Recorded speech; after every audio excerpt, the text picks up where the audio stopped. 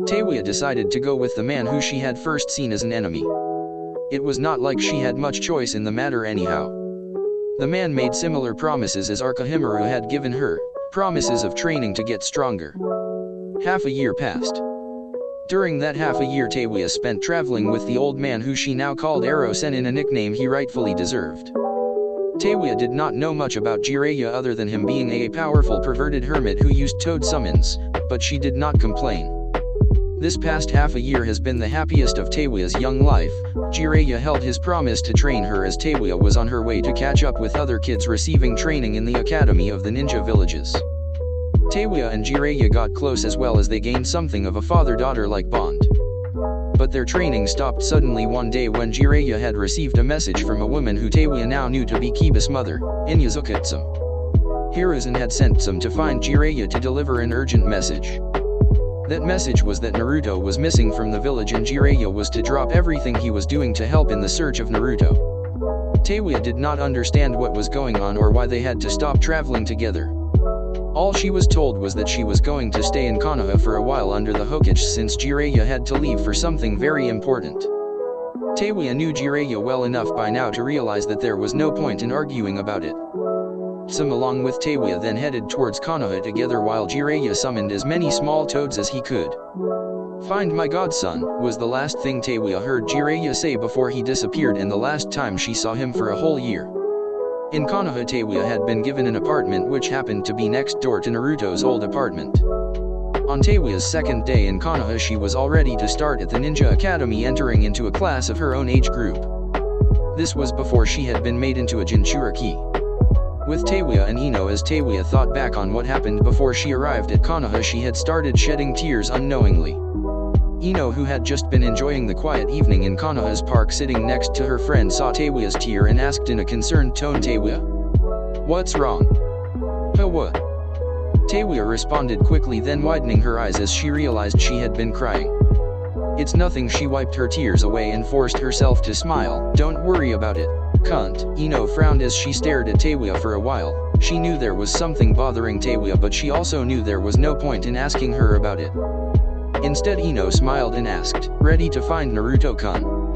Just as Teiwaya was about to answer, "No, I don't want to anymore," Naruto and Kurane entered the same road. The bench that they currently sat on was placed at Kurane, as in usual order, was being carried by Naruto, who seemed to have sobered up a little judging by the terrified expression on his face.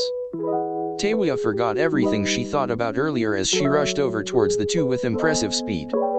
She jumped high in the air and kicked Naruto in his face with both of her feet, an impressive move to say the least. "Fucking shithead!" Teiwaya yelled. Naruto had dropped Kurane as he landed on his bum on the ground. Naruto scratched the back of his head as the thought out loud, "Where is that drink I ordered?" He was still waiting for the bartender to bring his order. Teiwaya's kick seemed to have gotten Naruto thinking of other things than completing the mission. Unknown to them all, while they were here, Naruto's clone was being treated to a very nice show given by Naruto's Jounin sensei, Mitarashi Anko. Anko had found Naruto before Naruto and Shikaku had reached the Hokage Tower and asked him to make a clone and have it follow her. Anko had then stripped out of her dress and her bra, only leaving her panties on. Now Naruto got what he always asked for, to see her panties. The real Naruto has just received those memories after the clone popping, and now he was contemplating what to do. Everything was starting to get troublesome. While Naruto had always had plans of having multiple girlfriends, he was not sure he was ready for that right now, especially after what Shijiro had offered him after the final fight of the exam. Naruto was a resourceful man, however, and always had a plan. Naruto quickly created two clones and had them throw both Teiwaya and Ino over their shoulders, while the real Naruto carried Kurane bridal style like earlier. Ino yelled at Naruto to throw away the others while Teiwaya hit him on his back. "Let me go, shithead." "What is the meaning of this, Koi?" Kurane asked in a very irritated tone. Naruto's eyebrow twitched as he answered, "Quiet, Anna." Naruto planned on bringing them all back to his apartment so they could all spend the night in his bed like Teiwaya normally did. On the way back to his apartment, he ran into Anko and decided to bring her as well, creating another clone, then threw her up on his shoulder. A minor miscalculation in Naruto's plan is that he forgot about Kushina living in his apartment, and she as his mother would probably have thing to say about all of this. Fortunately for Naruto, Kushina had already fell asleep on his couch after a long masturbation session fantasizing about Naruto fucking her. What Naruto did not expect to happen when he let go of the girls after reaching his room, was that the Fourth Shinobi World War broke out. Naruto would not get a single moment of rest this night. Naruto did not know how or when it happened, but sometime during the first hour of the girls' wrestling, as he called it, another girl had entered the battle. Yojeo had been bored with watching and decided she had to show who was most suited to date her captain. 6 hours later, it was 5 in the morning when the girls had finally fallen asleep. All of them shared the small space next to him in his bed. Kurane hugging Naruto to herself while Teiwa spooned Naruto as she usually did on Naruto's other side while the others lay next to them. "I'll have to get a bigger bed," Naruto noted. He had started to sober up a bit and was wondering what all of them were doing in his bed. The last thing he remembered from last night was going into a bar with that Shika guy. The sound of someone knocking on his bedroom window broke him out of his thoughts.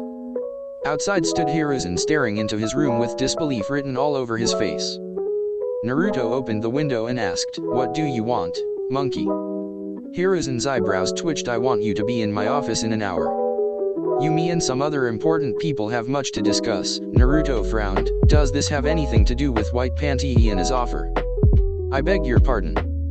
"The female Kenjutsu user from the Mist Village wearing white panties," Naruto said with a sigh. "White panties?" Hiruzen shook his head. "Idiot," he scolded as he slapped Naruto on top of his head. "Also, what am I to take of this situation?" He pointed at the girls sleeping Naruto's bed. Naruto closed his eyes and chuckled lightly. "You tell me," then jumped out the window, deciding that he did not have any reason to stay there any longer. He would not get any sleep with them there anyhow. He was more interested in finding out what the old man wanted from him. Hiruzen were happy that he had a chance to speak with Naruto for an extra hour. He had some ideas he would like to share with him.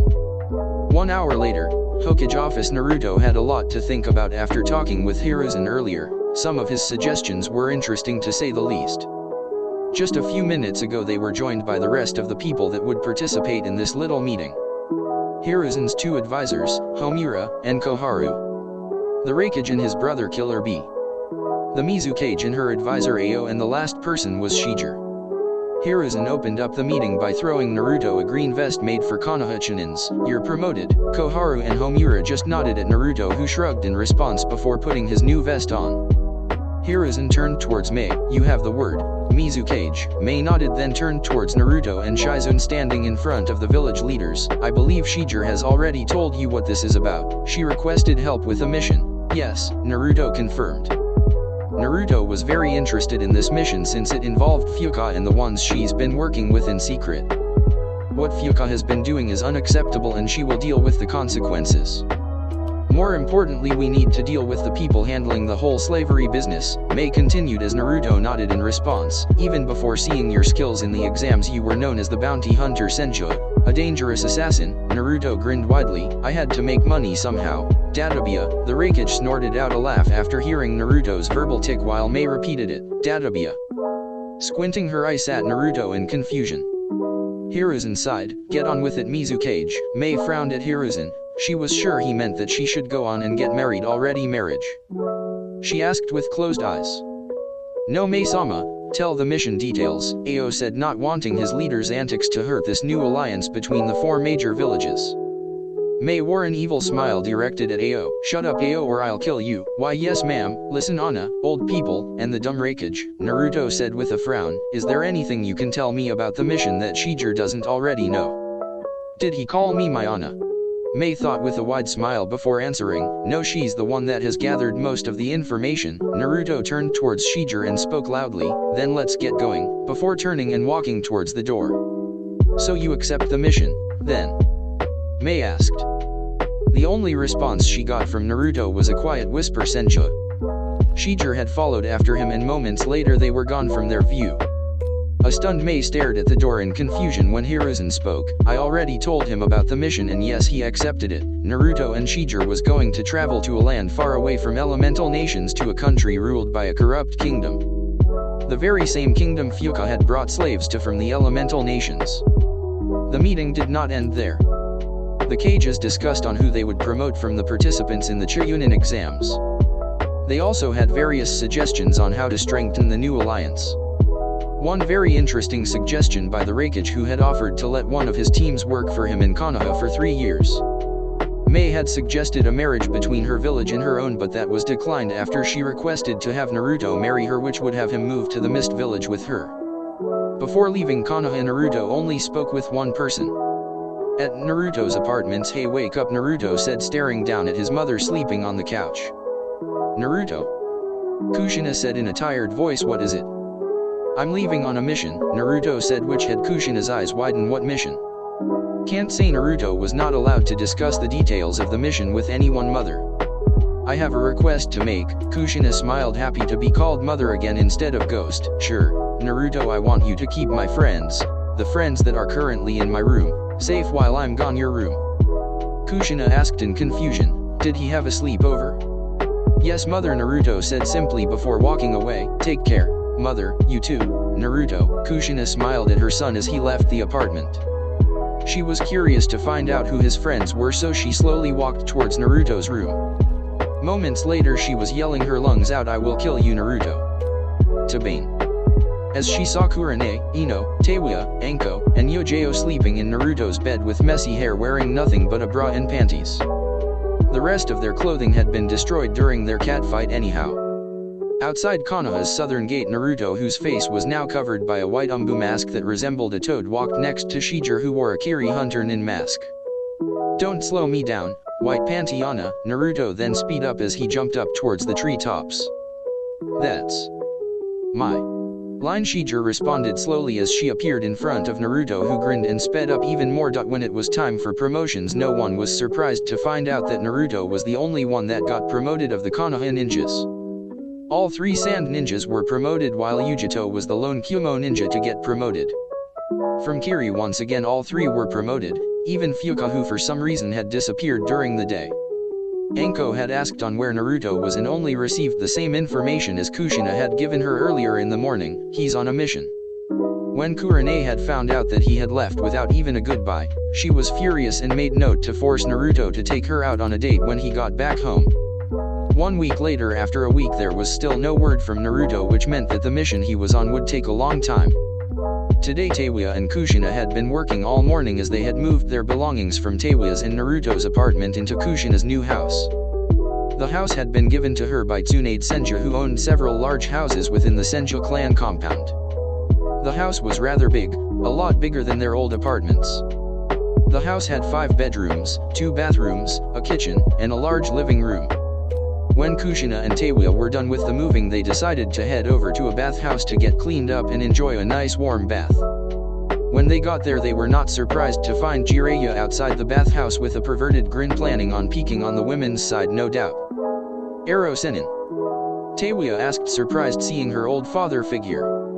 Jiraiya face faulted at the nickname while Kushina giggled. "That suits you, you old pervert." "HMPF," Jiraiya snorted. "You still don't get it, do you, Kushina-chan?" "Eh?" Teiwa responded while Kushina got a tick mark on her forehead as she waited Jiraiya's yell of "I'm not just a regular pervert. I'm a super pervert," holding both thumbs up in front of him with a dumb grin stuck on his face. "Pervert or not," Kushina spoke as she gritted her teeth, "you do remember what happened last time I caught you peeking?" she asked with a sickening smile. "Geez, Kushina-chan, why do you always have to think the worst of me?" Jiraiya asked with fake tears. "I'm only here for research." Jiraiya did remember what happened last time. It was over 15 years ago. Kushina and Mikoto had caught him peeking on them and then beat him up so bad he had to spend 2 days in the hospital. "Enough!"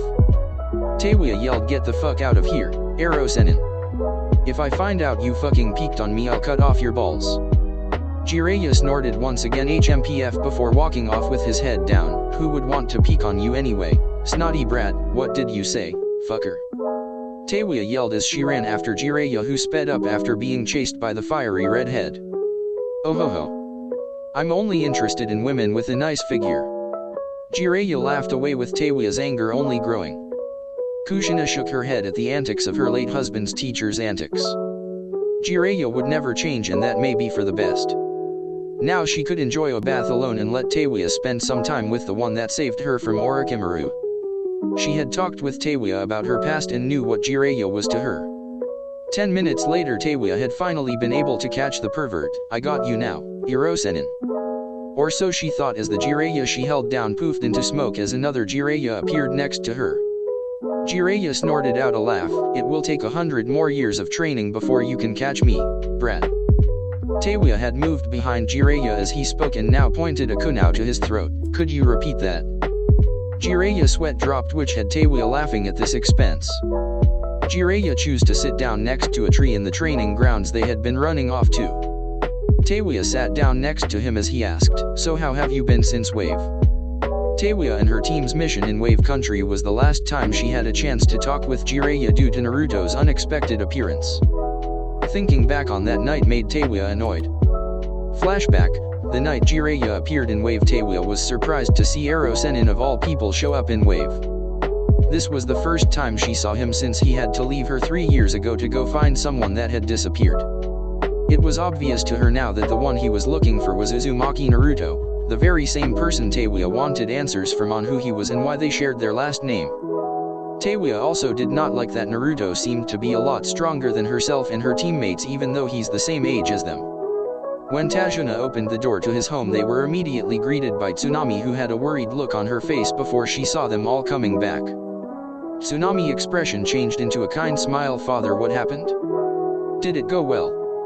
Tajuna nodded. "Thanks to all of these guys we have defeated Gato once and for all. Thank you so much." Tsunami spoke slowly, addressing the Konoha ninjas looking over all of them.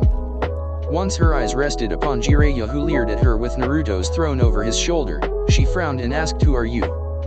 Jiraiya shined up as he threw Naruto up the air along with a small smoke bomb. The action caused Taewya snort out a laughter. "Don't you know what an amazing person I am?"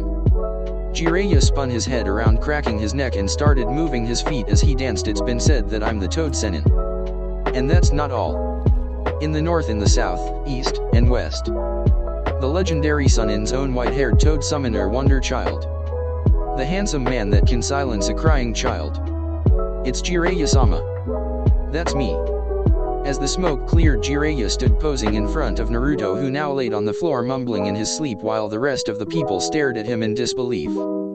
Taewya however enjoyed Hirosenin's silliness while Kakashi was used to it. Tsunami was about to chase the freak out of her home when Naruto, who was still sleeping, started talking in his sleep. He emitted a perverted giggle before saying, "Tsuhime, I would like to wake up with my head in between your testicles, ha ha ha." Sasuke laughed loudly. "I knew he was a faggot." Kakashi had a stern look on his face as he stared down Sasuke language.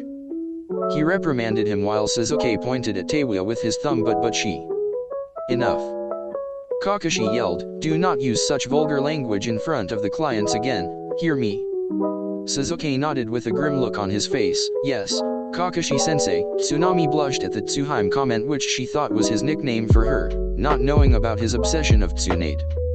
The testicle comment irked her however. "Naruto must be feeling ill, I'll have to nurse him back to health," Tsunami offered as she tried to carry Naruto to her bedroom to let him rest. She quickly found out that Naruto was a lot heavier than she expected. "You," she yelled, pointing at Sasuke, "help me carry him to my bed." Sasuke scowled but did as he was told. "Pick your battles wisely, Sasuke," he repeated in his head as he carried Naruto to Tsunami's bedroom. Meanwhile, Jiraiya had motioned for Taewya to follow him outside so they could talk for a while in private.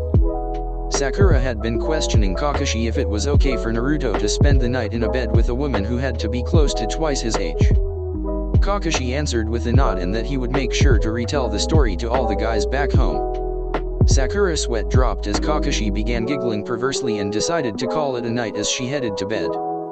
Sitting on top of the roof of the house, Jiraiya began telling Taewya of his recent travels and why he had to leave 3 years ago. He told her that he was a close friend of Naruto's parents and had to find him after he disappeared from Konoha, leaving out the fact that he was kidnapped. Taewya received a lot of answers that night and was no longer as angry at the pervert who had left her in Konoha without any explanations 3 years ago. Whenever the topic of Taewya becoming a Jinchuriki came up, Jiraiya would frown and change the subject, making Taewya believe that he was against the decision. Something she would find out was true very soon. End flashback. I have been doing well and I think I've improved a lot. I'm pissed at Naruto-kun for ruining any chances I had in becoming a chuunin. However, Teiwa answered Jiraiya's earlier question on how she has been since they last met. Hohoha, Jiraiya laughed. Naruto-kun. I thought he went by shithead nowadays. Teiwa blushed and glared at him. Shut up, Ero Sennin. She yelled as Jiraiya kept laughing. Mama. Teiwa-chan. Jiraiya was probably the only one that could get away with calling her that, other than Kushina and the Hokage. I'm glad I ran into you because I was planning on talking with you about a little training trip. Training trip? Teiwa asked with a raised eyebrow. Yes, but it's also a mission. We're going to find my old teammate. It shouldn't take longer than a few weeks, Jiraiya explained. Your teammate? Teiwa yelled with a shocked expression. Why the fuck are we going after that snake bastard? Not him, my other teammate. She's a pretty woman and she's really interested in meeting you, I promise. Jiraiya pleaded. Why would I care about an old hag? Teiwa spat back at him. Jiraiya chuckled. Make sure to never call her that when she's around for your own safety. Teiwa snorted in response. HMPF. Whatever you say, Ero Sennin. Okay, if that's all, then I want you meet me at Ichiraku's in 2 hours, Jiraiya told her as he stood up and walked away while Teiwa did the same, heading back to the bathhouse. 3 hours later, Jiraiya and Teiwa were now walking on a road in the forest a few miles outside of Konoha. So where are we heading? Teiwa asked, sounding a bit excited. Tanzaki Gai. A village where people from all over the elemental nations go to gamble and drink at any of the many bars in the village, Jiraiya explained. And there's a lot of fucking brothels, right, Ero Sennin? She yelled the last part comically. Jiraiya held up both hands in defense. I wouldn't know. Honest, then he sighed. I told you already, we are going there to find my old teammate, Princess Tsunade. HMPF. Teiwa pouted and looked to her left away from Jiraiya, an old hag of a princess. Her expression changed into a smile as she asked, anyway, what kind of training are we doing? Jiraiya had a thoughtful look on his face as he placed his hand under his chin. What are you thinking about, Ero Sennin? I think, considering what I've seen from you so far, I will have to train you in all areas, Jiraiya said seriously, causing Teiwa to scowl. Are you saying I'm bad at everything? Jiraiya nodded sagely. Yes, I did. Fuck you, Ero Sennin. Now it was Jiraiya's turn to be on receiving end of one Teiwa's kicks to the groin. Nothing he had not experienced before. A few days later, Jiraiya and Teiwa had arrived in Tanzaki Gai, where they did not have to search long until they found Tsunade and her apprentice Shizune. Jiraiya and Teiwa had entered a bar where Jiraiya had quickly seen Tsunade in front of them sitting down at a table in the back. Jiraiya and Teiwa joined them as they sat down at the table. After introducing Teiwa to them, Jiraiya had asked Shizune and Teiwa to leave for a while so he and Tsunade could talk in private. Jiraiya had then asked Tsunade to help him convince Hiruzen to step down as Hokage. Jiraiya explained that he was not happy with a lot of the decisions he had made when he regained the position after Minato's death. Tsunade at first told him that this had nothing to do with her and that she could not care less about who is and who is not Hokage. Jiraiya had then told her about Teiwa and what clan she is from. Once Tsunade learned that she was starting to feel the same anger as Jiraiya. They had made another Uzumaki Jinchuriki, while the other one was missing from the village. Jiraiya suggested something that sounded really interesting to Tsunade. Interesting enough for her to follow them back to Konoha. In Konoha 1 year later, Tsunade has now been Konoha's 5th Hokage for almost a year. Hiruzen had welcomed the idea of him stepping down or letting someone else take over, when Tsunade was the one suggesting it. Jiraiya and Hiruzen had convinced her to become Hokage, or tricked her into become Hokage as she likes to call it. Not only was Tsunade the 5th Hokage, she had also gotten a new apprentice during this last year. That apprentice was Uzumaki Teiwa, who had been trained by both Tsunade and Jiraiya. Tsunade had 2 reasons to train her. She was family and she had potential to become stronger than the blonde-haired name-stealing pervert. Tsunade and Shizune had moved into Tsunade's old home, which was right next door to the house she had given Kushina, where Kushina and Teiwa lived. Being neighbors with your teacher is something that Teiwa would not recommend to anyone. Tsunade would wake her up early to train her before she left for the Hokage's office. When Tsunade was done training her in the morning, Jiraiya or Shizune would train her for the rest of the day. That was not counting the training she received from Kushina. Kushina was the most ruthless teacher she had. She hated Kushina's training and therefore tried to avoid training with her as much as possible. But her training was good for her as well. Kushina was a magnificent kunoichi who was not far from Tsunade in strength. Naturally, Teiwa had improved a lot this year, something that everyone noticed. Some were happy for her while some were jealous. One who was jealous was her teammate Uchiha Sasuke, who could not believe how much Teiwa had improved in such a short amount of time. Sasuke knew that he would need to improve equally fast or faster for him to be able to beat Itachi anytime soon. Due to Sasuke's jealousy of Teiwa's new strength, their teamwork had suffered. Sasuke had continued to train under Kakashi, who had taught him a lot, including Chidori, Sasuke's favorite technique nowadays.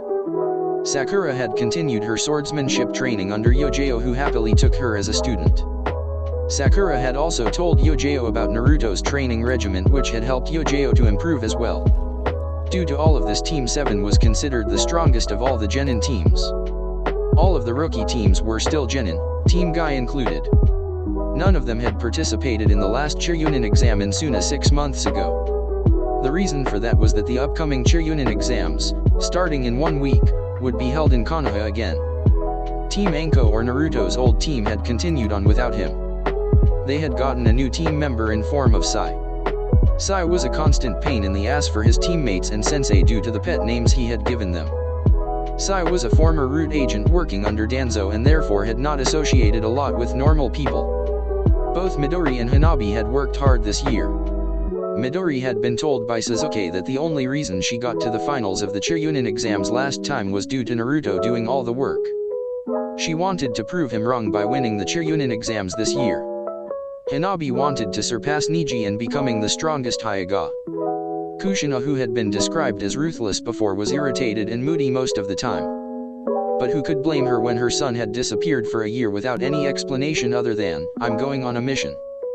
Due to this, Kushina had been reinstated as a Konoha Jounin. She would take as many missions as was possible to get rid of her frustration. Kushina was not the only one who was frustrated. Kiba, Hinata, and Shino could not remember the last time they saw Kurane smiling. If someone so much as mentioned Naruto around her, she would give them a look that said, "Say his name again and I will kill you all." Everyone made sure to never mention Naruto or anything resembling Naruto while being anywhere near her. Today all rookie teams are going to participate in some chuunin exams training, the very same training they did last year. While the training did not go as planned last time due to Naruto, all the teachers still thought it was a great way to prepare them for the actual exams. Kurane, Kakashi, Anko, Asuma, and Guy had gathered with all of their students on the same training ground as last year. While Anko explained the rules of the exams once again, Sarutobi Hiruzen was explaining the latest mission details to his very own personal Umbu Toad. "I want you to observe the Genin during their training using your shadow clones to keep an eye on all of them. I want you to give me a full report of everything that will happen, every jutsu used, every punch, understood?" Toad, who had a tick mark on his forehead covered by his toad mask, was kneeling in front of Hiruzen as he had been instructed while he listened to Hiruzen explaining his latest mission details. "Yes, Monkey-sama," Naruto answered with a salute before heading off to the training grounds. "Oh, and Naruto," Hiruzen said with a smile. "Yeah. If you find yourself in a position where you can interfere without getting caught, please do so," Hiruzen chuckled as he knew Naruto was grinning behind the mask. "Oh, I will," was Naruto's answer before disappearing in a shunshin, grinning from ear to ear. The mission Naruto went on with Shijir was completed after 2 months. The remaining 8 months Naruto had spent as an Umbu, working for Hiruzen only as his personal guard. Hiruzen had sent Naruto on many missions outside the village after that. The last thing Hiruzen did before Tsunade took over as the Hokage was to promote Naruto to a Jounin without letting anyone know about it. He made sure it was hard to come by any information on Naruto so that no one would ask any questions about him. "This will be your last mission as an Umbu. Make the most of it, Naruto," Hiruzen thought with a proud smile adorning his old face. Back at the training grounds, Anko had finished explaining the rules. They were almost the same as last time with one difference. Instead of capturing flags, they were going to capture scrolls the same way that the last chuunin exams worked. Anko knew that this chuunin exams would have new rules to make it fair to every new genin trying to become a chuunin. The teams this time are Team Teiwa, Lee Insai Team Sasuke, Hinata and Hanabi Team Shino, Sakura and Ino Team Niji, Midori and Shikamaru Team Kiba, Tenten and Chuji, all 5 Jounin teachers, were also joining in the training as 5 one-man teams. In total there were 10 teams with 1 scroll each, either heaven or earth. To complete the training, a genin team had to gather 1 of each scroll and then return to the spot they are standing at now as a substitute for the tower in the Forest of Death. Anko announced the start as all teams disappeared from the starting point, spreading out inside the forest surrounding the open grass field they had been at before. 20 minutes later, Naruto now had at least 1 clone watching every team. He had also used a henge on himself and his clones in case he for some reason got caught. He had chosen to transform into Yojeo so that he could have his sword ready at all times in case he had to fight. Not much has happened during the past 20 minutes other than the teams going over strategies and plans they would use against every possible opponent.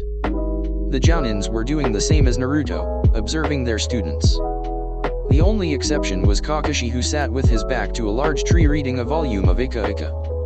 When 5 more minutes passed, 2 of the teams who had been the first to move had ran into each other, engaging in a fight over their scrolls. The teams were Team Teiwa and Team Sasuke. The teams had run into each other as they had jumped from tree branch to tree branch in the forest, so there was no sneak attack involved. The teams now stood on the ground on opposite sides facing each other. Sasuke was the first to speak. "HN. I have waited for a chance to fight you, Dobe. And Dobe equals dead last," taunting Teiwa, who had graduated as the dead last of all the students that year. Teiwa smirked. "I want to fight you as well, cunt, to show everyone who's the strongest on our team." She then giggled. "I don't think you will be much of a challenge though, faggot." Sasuke glared back at her in response. "Oh aye. Teiwa, that's most unyouthful."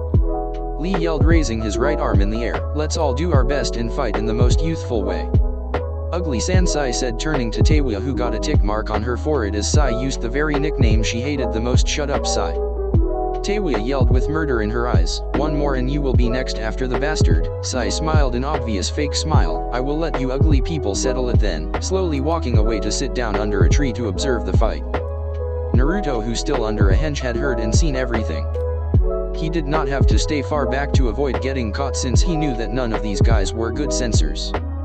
He did not know anything about Sai, however, and that fake smile annoyed him. During the whole time he had stared mostly at Teiwa.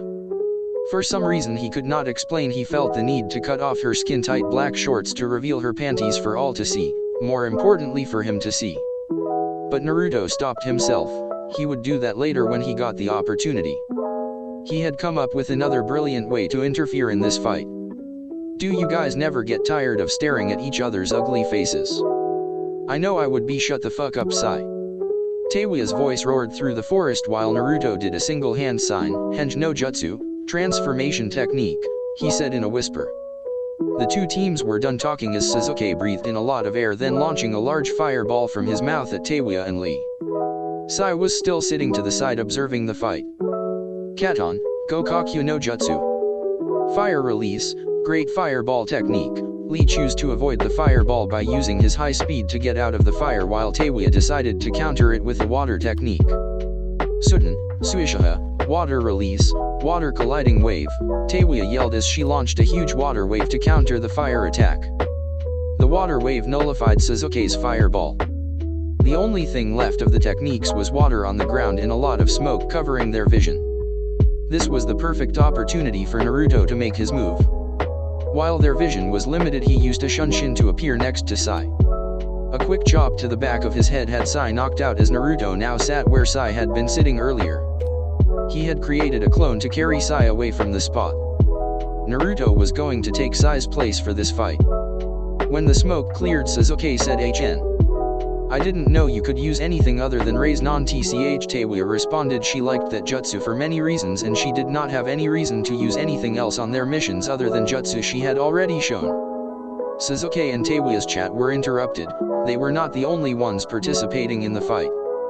With a yell, Rock Lee launched himself towards Sasuke, aiming a kick to his head. Konoha Senpua. Leaf Whirlwind. The kick was blocked, but that did not stop Lee, who kept kicking and punching. When Lee stopped, he saw that it was not Sasuke that had blocked his attacks, it was the younger Hyuga sister, Hanabi. "While I hate to help the Uchiha, I can't stand my team losing to commoners," she said, sneering at Lee. Hanabi, don't be rude. Hinata reprimanded her younger sister, but she herself was ready for fight as she entered the Hyuga clan's signature Juken stance. Just don't get in my way, Sasuke said, walking up to the front facing Lee instead of Teiwa, who snickered at her opponents. Oh, this will be fun, she thought, grinning from ear to ear, not noticing that Sai no longer sat under the tree watching them. He now stood next to her, picking his nose. A Tonto, how convenient, Naruto thought, feeling up the weapon hanging on his back. Hanabi was quick to notice that Sai was planning on fighting. She had earlier explained Sai's abilities to her teammates since he was the one people knew the least of. Be careful, she reminded them, since Sai was no pushover. As if just noticing that Sai was no longer sitting down at the side, Teiwa asked in a bored tone, "Oh, so you're participating now, freak?" Naruto tried to imitate Sai's fake smile, but his smile appeared more evil than Sai's normal fake smiles. Naruto nodded in response. "Yes, Teiwa-san," he spoke, having changed his voice to sound like Sai, something he learned this year as an umbu. Teiwa stared at Sai with a raised eyebrow, thinking about asking what happened to Ugly-san, but quickly changed her mind. Instead she asked, "Where the fuck are you staring?" Having noticed that Sai had this whole time been staring at her ass. Naruto leaned closer to Teiwa so he could whisper into her ear, "You know what I'm staring at? Ugly."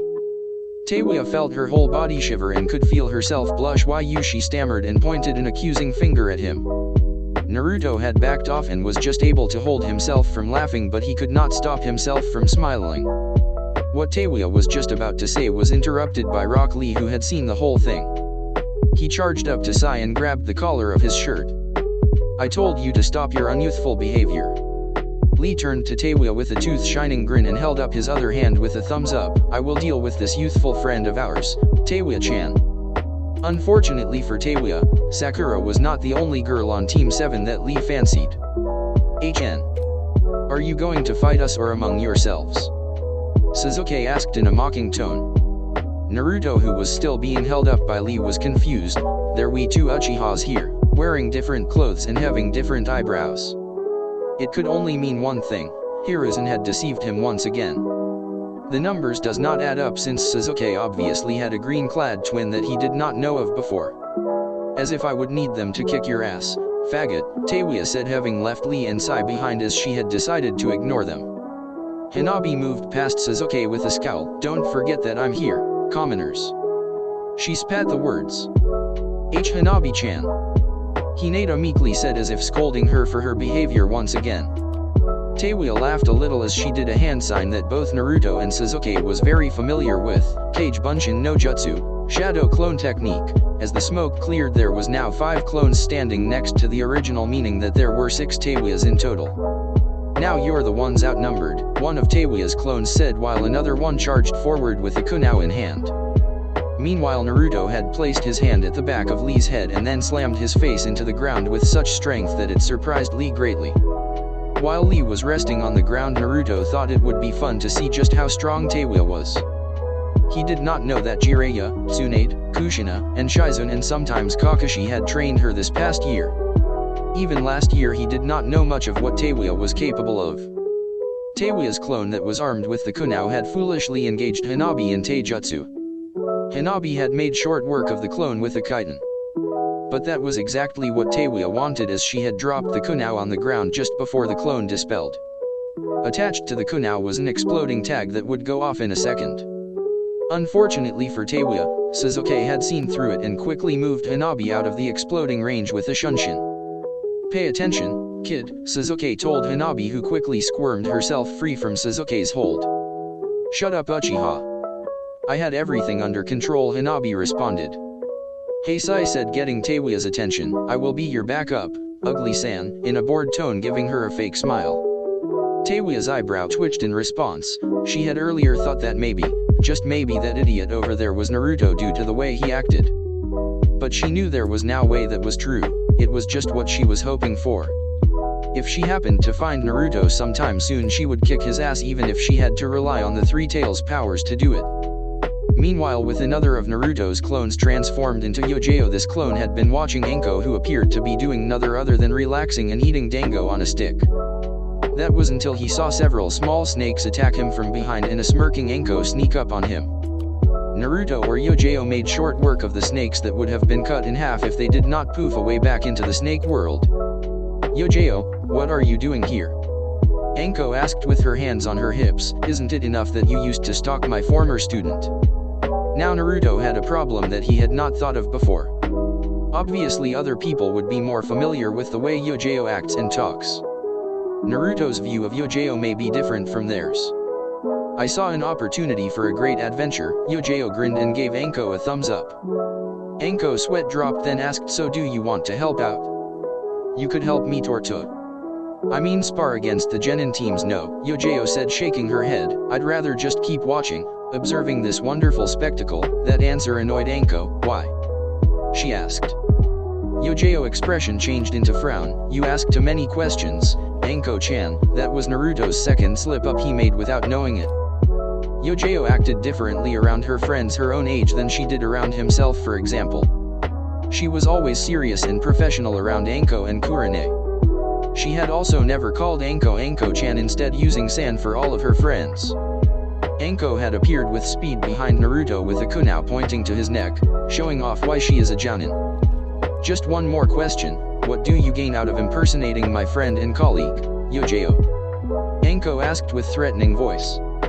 Arara Naruto sighed as he transformed back into himself with his toad mask on, wearing almost the same umbu outfit as he had when he was transformed into Yojao. "Guess I can't fool you, huh, sensei?" Anko removed the kunai from Naruto's neck and chuckled. "So you're back, brat?" "Yeah," Naruto answered, removing his toad mask, revealing a serious expression. "More importantly, sensei." "Yes?" Anko asked, sounding curious. "Would you mind showing me your panties?" Anko was now once again armed with a kunai with a dangerous look on her face. "Is that all you have to say after leaving for a year without a word to anyone?" Naruto had seen that smile many times. His life was in danger. "I'm sorry sensei, that was rude of me," Naruto pleaded. "What I meant to say was, would you please show me your panties?"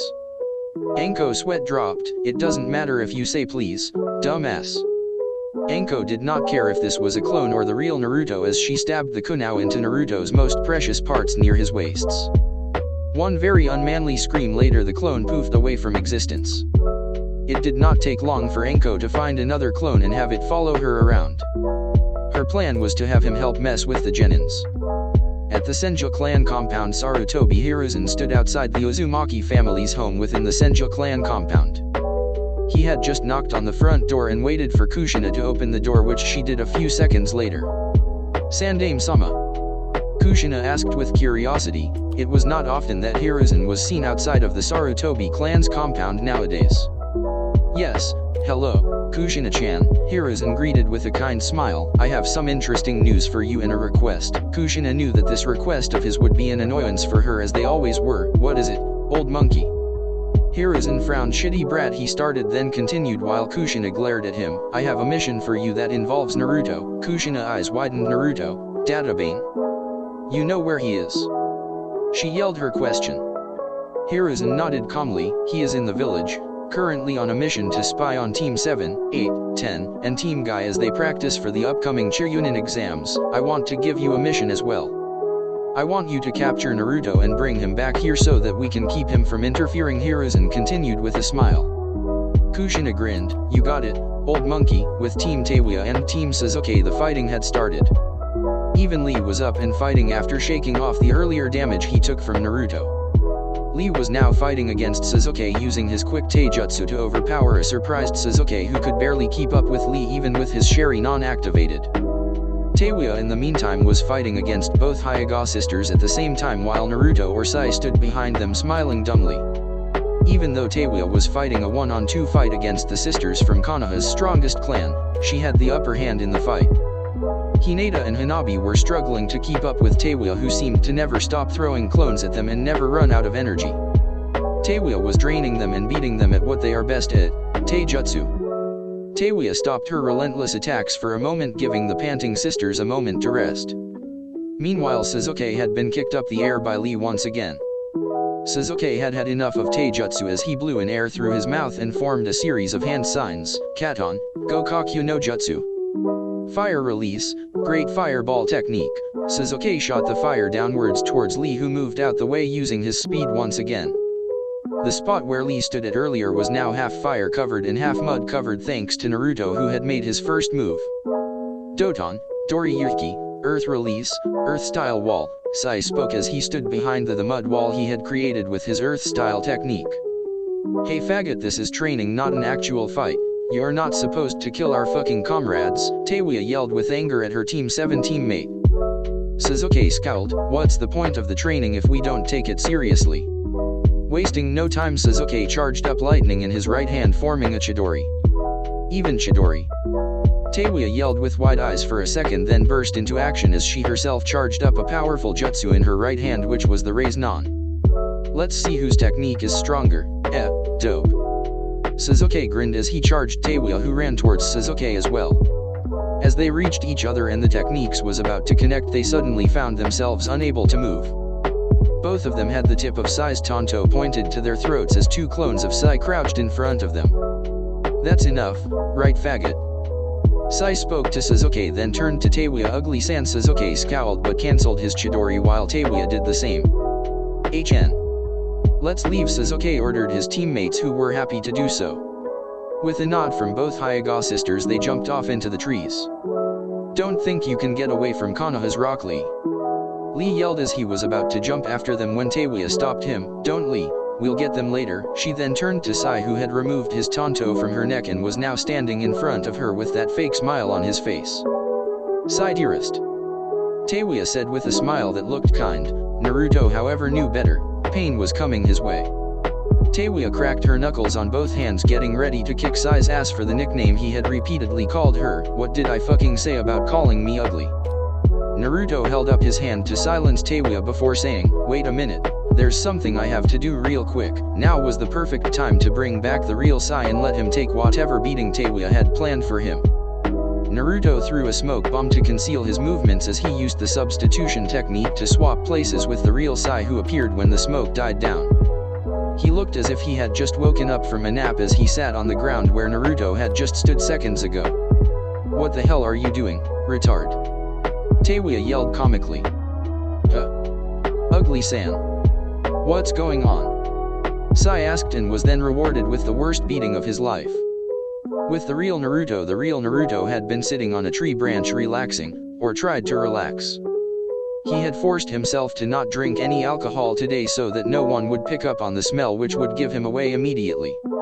Just a few seconds ago he was able to relax as sakura petals began dropping from the sky as the wind blew through his hair. This moment good, almost too good. Genjutsu. Naruto thought, then did a hand sign kai, he whispered, causing the sakura petals to disappear in an instant. Naruto was no longer sitting on the tree branch, instead he was standing on the ground facing an angry Yui Kurane. Well. Shit. Naruto spoke as Kurane moved closer. Team Niji, consisting of himself, Midori and Shikamaru, had made short work of the tied-up team they stood in front of. Team Kiba.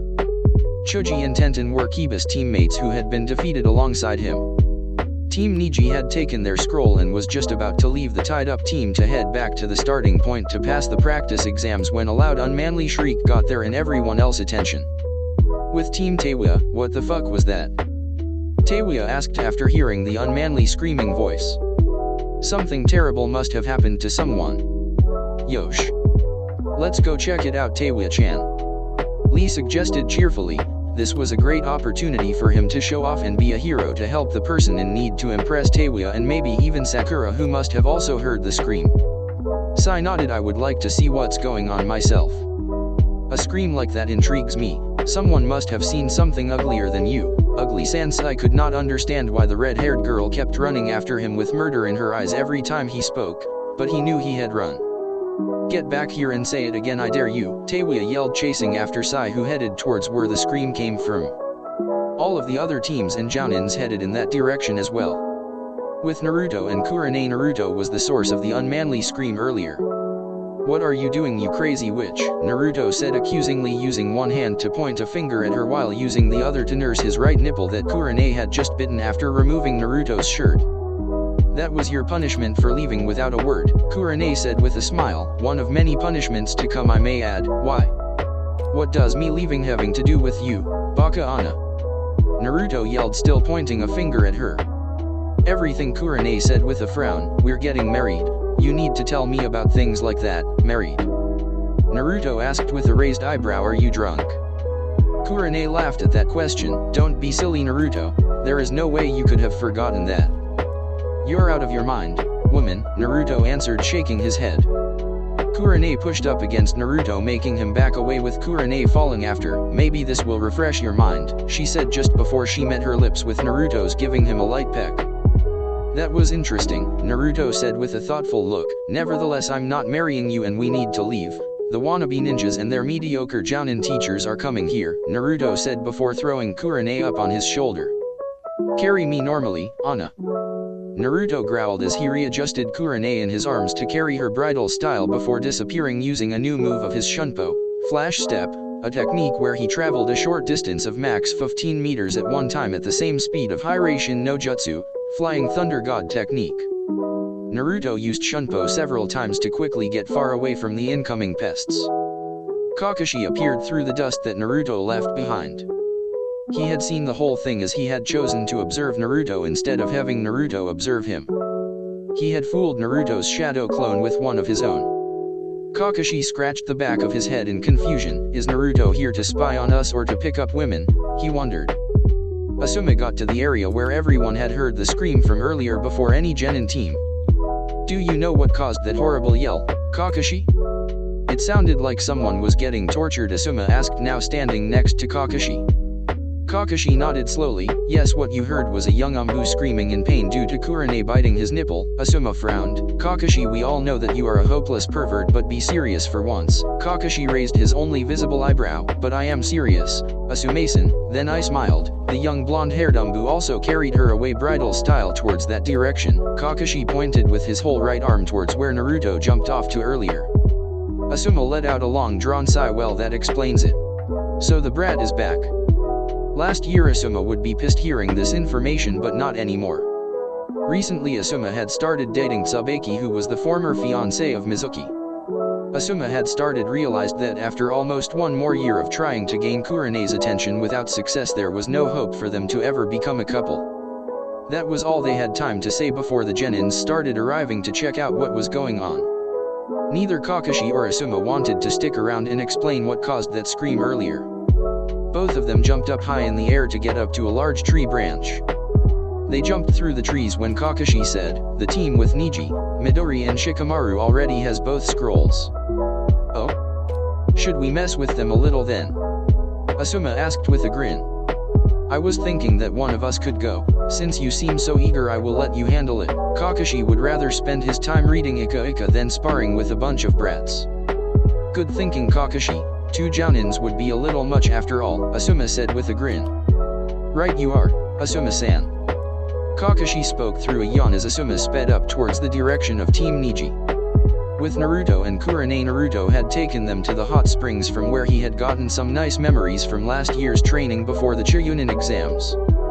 Currently Naruto was sitting down on the ground leaning his back on the mountain while Kurane sat in his lap with her arms around his neck. What is it you want, woman? Naruto asked as he was starting to get annoyed. Kurane smiled lightly before talking. How about a date? A date? Naruto raised an eyebrow, then thought of the pros and cons of having said date with Kurane and what he could get out of it. I will go on a date with you if you tell me about the rules of this practice exams, Naruto thoughtfully. Kurane grinned and hugged Naruto harder. Of course, Naruto-kun. She squealed, then told Naruto the rules, which was the same as last year with the only change being the scrolls instead of flags to be collected. Would you like to help me mess with everyone? Naruto asked, then grinned. Just for fun, you know. I will help you, Naruto-kun, but I expect you to help me with something after. Kurane responded with a mischievous smile. Naruto did not mind that deal. 20 minutes later, after every team excluding Team Niji had checked out the area that the loud scream came from earlier, they had moved to areas further away from each other to be able to rest and come up with new plans to grab that other scroll. Team Niji had lost the scroll they took from Team Kiba thanks to Asuma, who did not like the idea of Shikamaru and his team finishing the practice exams early. Asuma knew that the only reason Shikamaru made an effort this early on was to get this over with so he could laze around while the other teams continued. So now the lazy Nara and his team had to go on and try to get a new scroll so he could finally get some well-deserved rest. Meanwhile, Naruto and Kurane had started moving. This time he had sent Kurane off to take the scroll from Sasuke and his team. Naruto had his doubts, but he hoped that a Konoha Jounin would be sufficient to deal with 3 genins. Naruto himself had hunged himself to appear as Kurane while once again trying to find Teiwa and her team. He wanted to find out exactly how much Teiwa had improved this past year. The reason he was hunged into Kurane was due to all the times he saw them fight or argue last year. Naruto had no doubt he could get Teiwa to fight in this devil form. There was just one thing Naruto had not foreseen would happen. One angry-looking woman with long red hair that reached down to her lower back stood in his path. "Drop the henge, Naruto," Kushina spoke with gritted teeth. Naruto tilted his head to the right and said, "Are you the old man?" "No, but I'm your mother," Kushina answered, still sounding angry. Naruto chuckled, "I only take orders from the Hokage. Get out of my way, Anna." Naruto walked past Kushina after he finished speaking.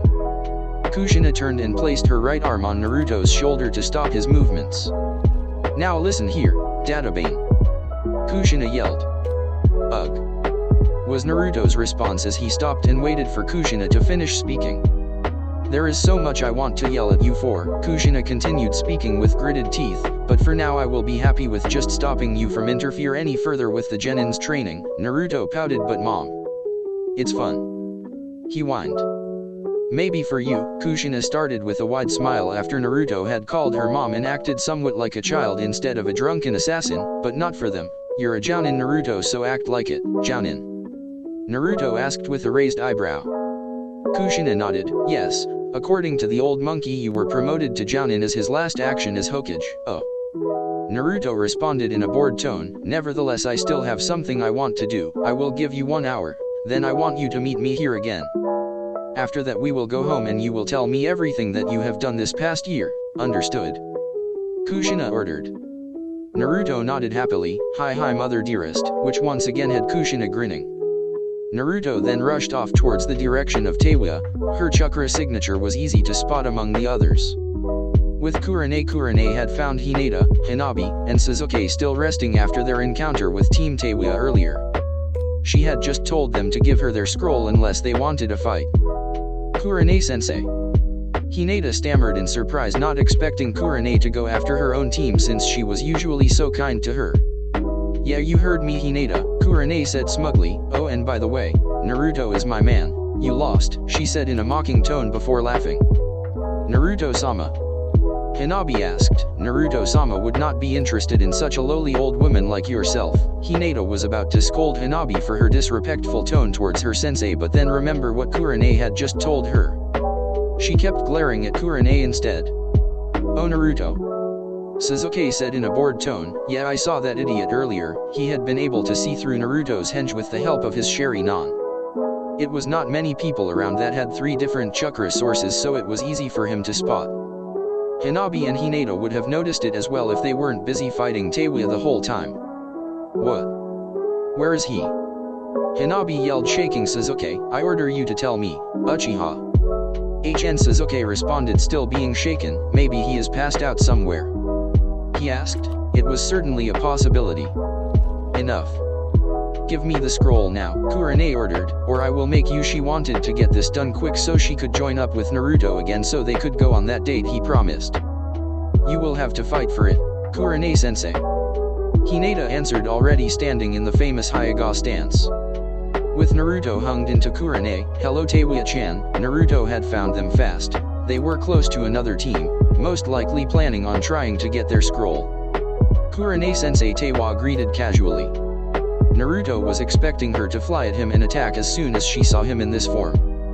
That was what happened most of the time last year after all. What Naruto did not know was that Teiwa had pointed out to everyone that in fact she was not interested in Naruto at all. Therefore there was no reason for her to fight Kurane. None of her friends or Kurane and Anko believed her though. "Yosh!" Lee yelled, raising his right arm. "Kurane-sensei has arrived to give us a youthful chance to acquire another scroll. Let's do our best, guys." Kurane nodded as she showed a scroll different to the one Teiwa and her team had. You will have to impress me enough to earn it. However, Sai narrowed his eyes for a second, staring at Kurane. He was about to point out that Kurane was in fact the same person who had knocked him out earlier, but was too slow as Naruto used his shunpo to appear behind him. Naruto knocked Sai out again with a chop to the back of his head. Now come at me with the intention to kill. Naruto grinned in a sickening way, a way Kurane would grin at him whenever she wanted to hurt him. Teiwa charged up a Rasengan in her right hand. Careful with what you wish for, bitch, she smirked. Before Teiwa was able to make her move, she was able to witness something that she never would have expected to happen. Rock Lee had moved with such speed that it reminded her of Naruto before launching a kick aimed to Kurane's head, Konoha Senju. But that was not the surprising part. Kurane had easily sidestepped the kick, then planted a kunao deep into Rock Lee's leg. Lee was now holding his leg in pain, crying out "ah" from the pain. Meanwhile, Kurane stood next to him, smirking back at Teiwa the same way Teiwa had smirked at her. You can't. Are you insane? Teiwa yelled after seeing Kurane's brutality. She never expected a jounin to fight like that against genins. Naruto wore a wide smile but did not answer. Yes I am, he thought. Kurama sighed watching Naruto's antics. He had finally gotten the chance to get laid earier with that Kurane woman. Why was he here wasting time? He owed him as well, and he was going to remind Naruto of that. Teiwa, who still had a Rasengan charged up in her right hand, sprinted towards Naruto, who armed himself with a kunao again. Rasengan! Teiwa shouted as she neared Naruto. Naruto spoke his own technique he was about to use, which had Teiwa stop in her tracks and stare wide-eyed at Kurane. Itaryu. One sword style. At first Teiwa thought that Kurane in front of her was using the name of one of Naruto's techniques just to rile her up. But when Rock Lee, who had removed the kunao from his leg and then forced himself to move in a way to impress Teiwa, then tried another more powerful and faster taijutsu move with a similar name, Konoha Daisen Pure, Leaf Great Whirlwind. Kurane had taken the kick full on. It did not have the effect that Lee or Teiwa hoped for, as she stood on the same spot seemingly unaffected by it. She had then mumbled sleep. After Lee's body buckled as he was forced down to a sitting position, drooling, afraid for his life after seeing a vision of himself dying in the most horrible way. Sleep. Kurane had appeared behind the kneeing Lee, then kicked him the back of his head to knock him out. Teiwa was sure now. In front of her stood the bastard who disappeared 1 year ago. No one else ever fought like this. Shithead. Teiwa stammered, not really caring that her teammates had been knocked out right now. Naruto released the transformation to return to his toad mask-covered self. What gave me away?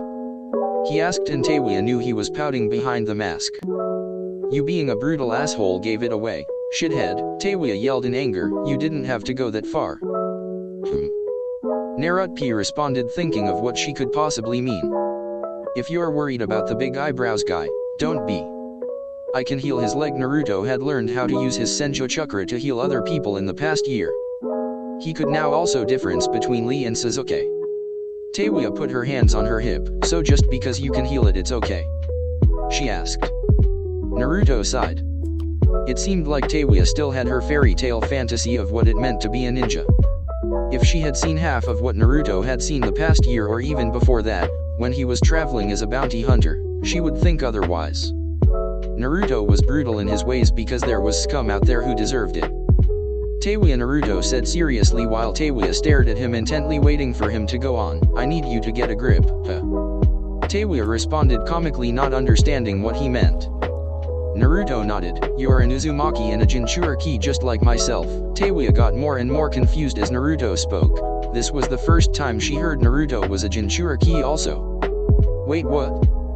Jinchuriki like you? What the hell are you saying? Teiwa yelled her question. Naruto's sweat dropped. Are you an idiot? He asked as he asked Kurama for chakra, which started to visibly cover his body. Naruto now had a red-orange chakra cloak covering himself. 14 years ago my parents died fighting the Kyuubi. Before dying they sealed it into me, and by doing so saved Konoha from total destruction, Naruto explained.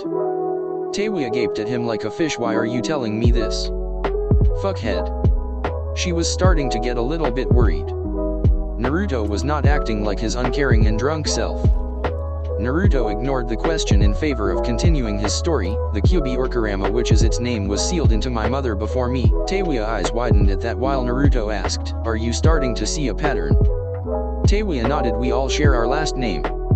We are from the Uzumaki clan indeed," Naruto said seriously, "but it does not end there. Before Kurama was sealed into my mother, it was sealed into Mito Uzumaki, the wife of the first Hokage, Hashirama Senju." "Why?" Teiwa asked almost like a sob. "Because we are Uzumaki. While I may have been chosen, for there was no other options, that was not the case for you and the others," Naruto said with a frown. "But why us? What the fuck do they have to seal the monsters into us?" Teiwa cried out. "Because we are Uzumaki," Naruto said simply. "I trust my mother has told you what that means." He was talking about the Uzumaki's large chakra reserves and longevity. Teiwa nodded. "The reason I'm telling you this is not because I'm unhappy being a Jinchuriki myself.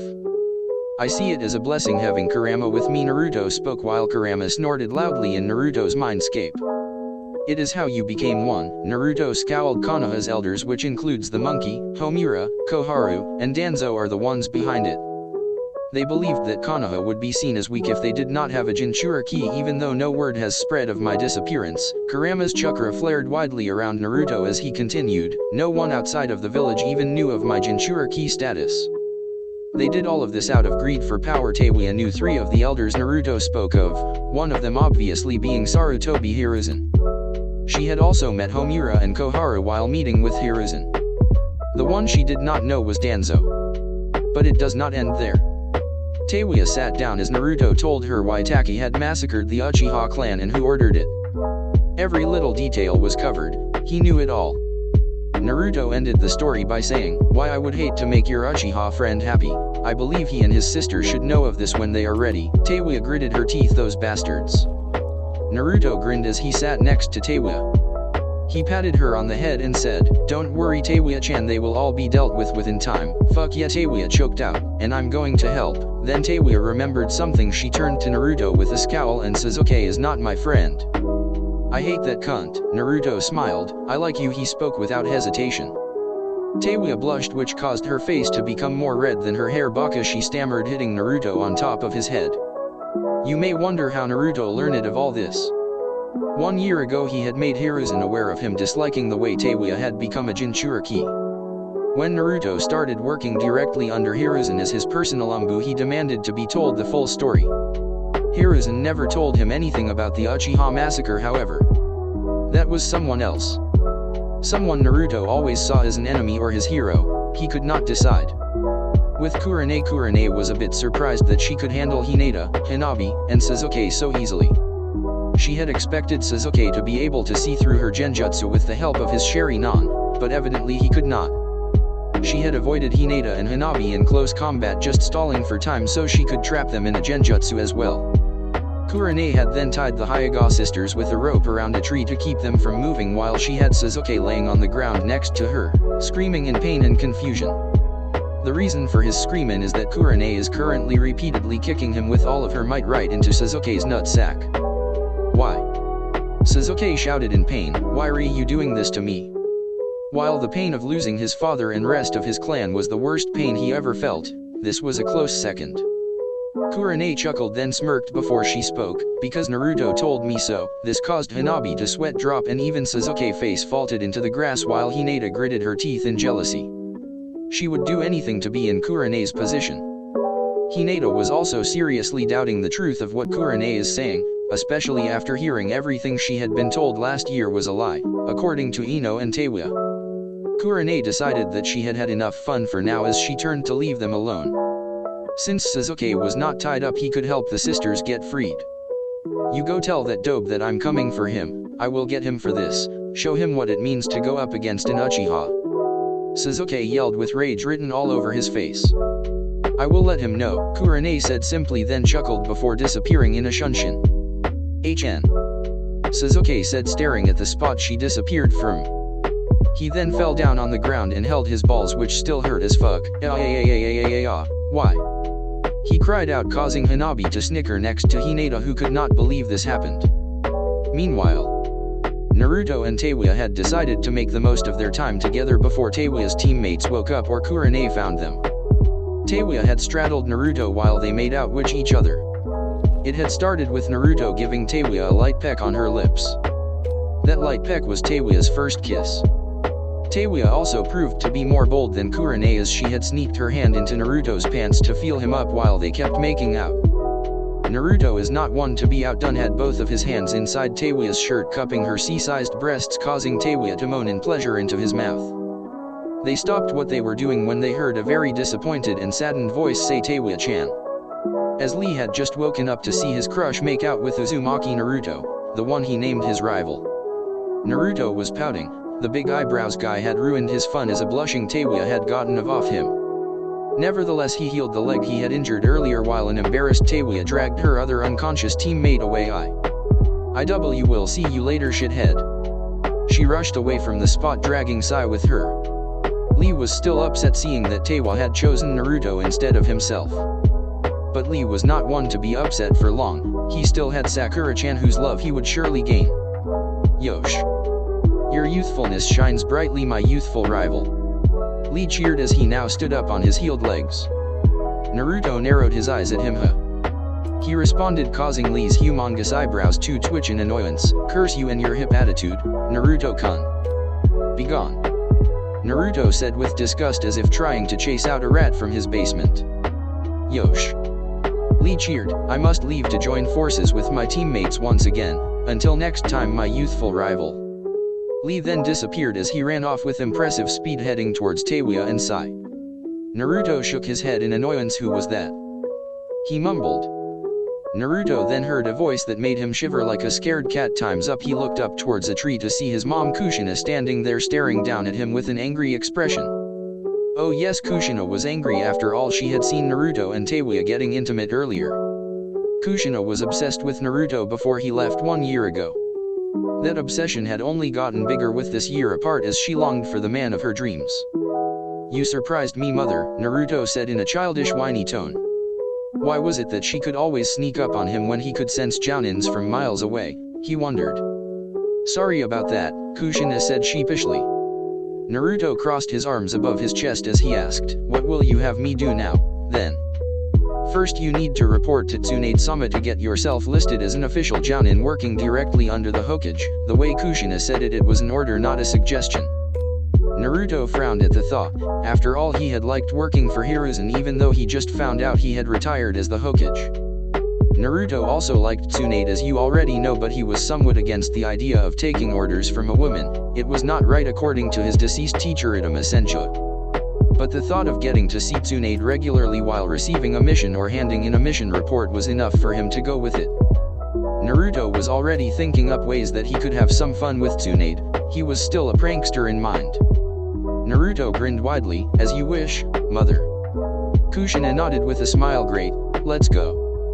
5 minutes later, Hokage's office. Kushina could not believe what she had just seen or what had transpired the last minute.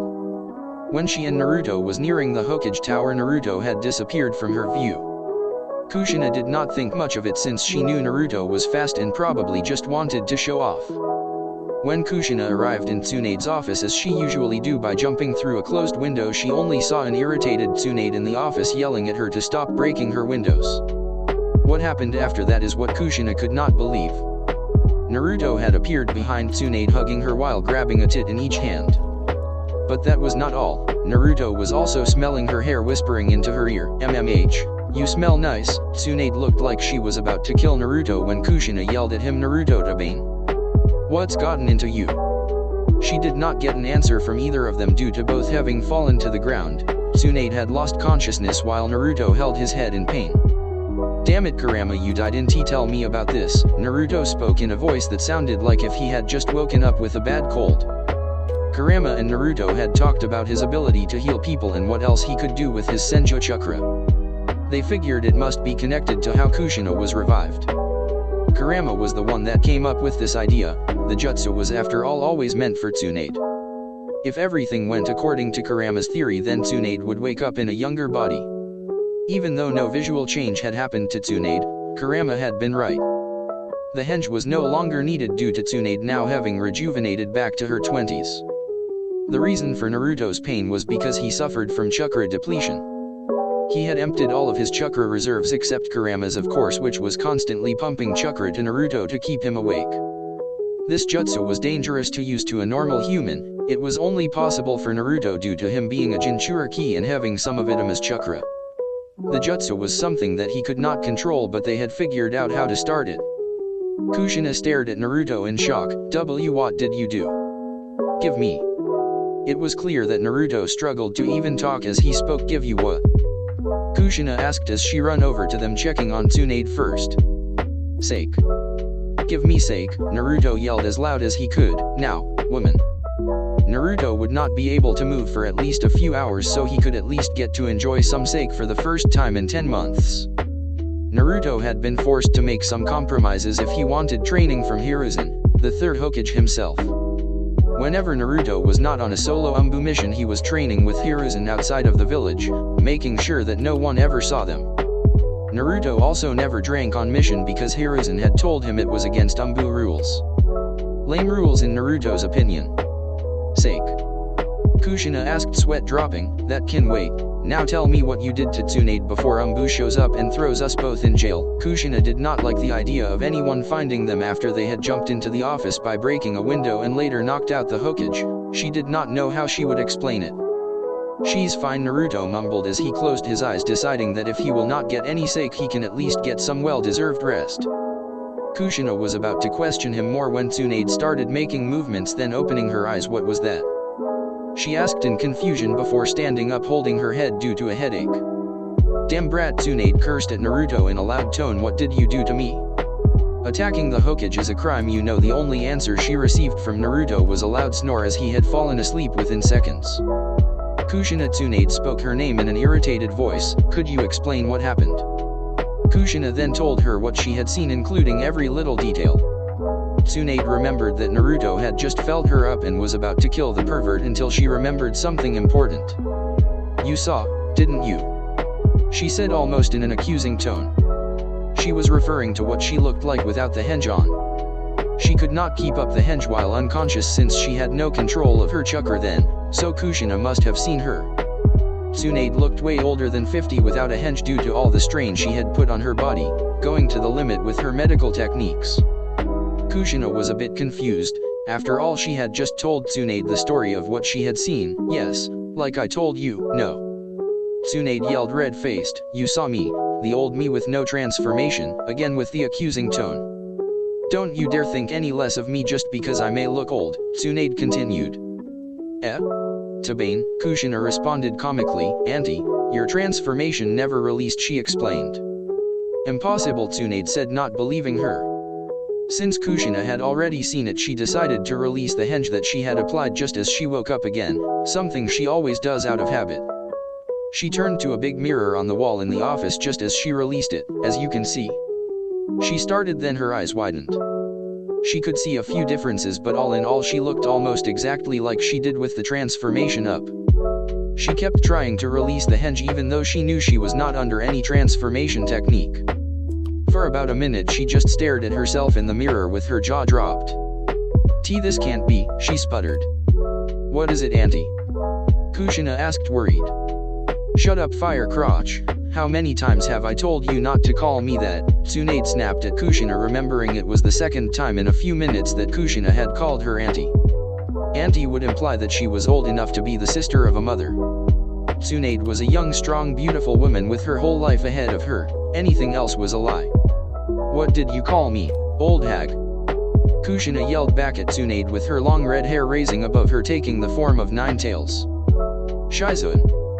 Tsunade yelled, deciding that she would kick Kushina's ass later to remind her who was the top kunoichi. Almost instantly Shizun was inside the office carrying a few documents with her. Hi, Tsunade-sama. Kushina, bring your brat. We are going to the hospital to get us both checked up and tested. Shizun, I need your help, Tsunade ordered. Kushina and Shizun did what they were told. On the way there, Tsunade asked Kushina to tell the story of what had happened when she was revived by Naruto. Turns out Kushina had left out an important part the last time she told the story, the part where Naruto felt her up as well. Was that how the jutsu was used? Speaking of the jutsu, Tsunade thought it must have been an original jutsu of his own creation or a forbidden jutsu that he had learned somehow. Whatever it was, Tsunade was going to forbid him from using it ever again. After an hour, Shizune were done with the checkups and tests on both Tsunade and Naruto. She did not find anything wrong with either of them.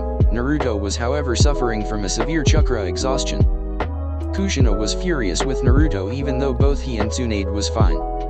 What if something had gone wrong? Did he know what he was doing, and so on, she kept thinking.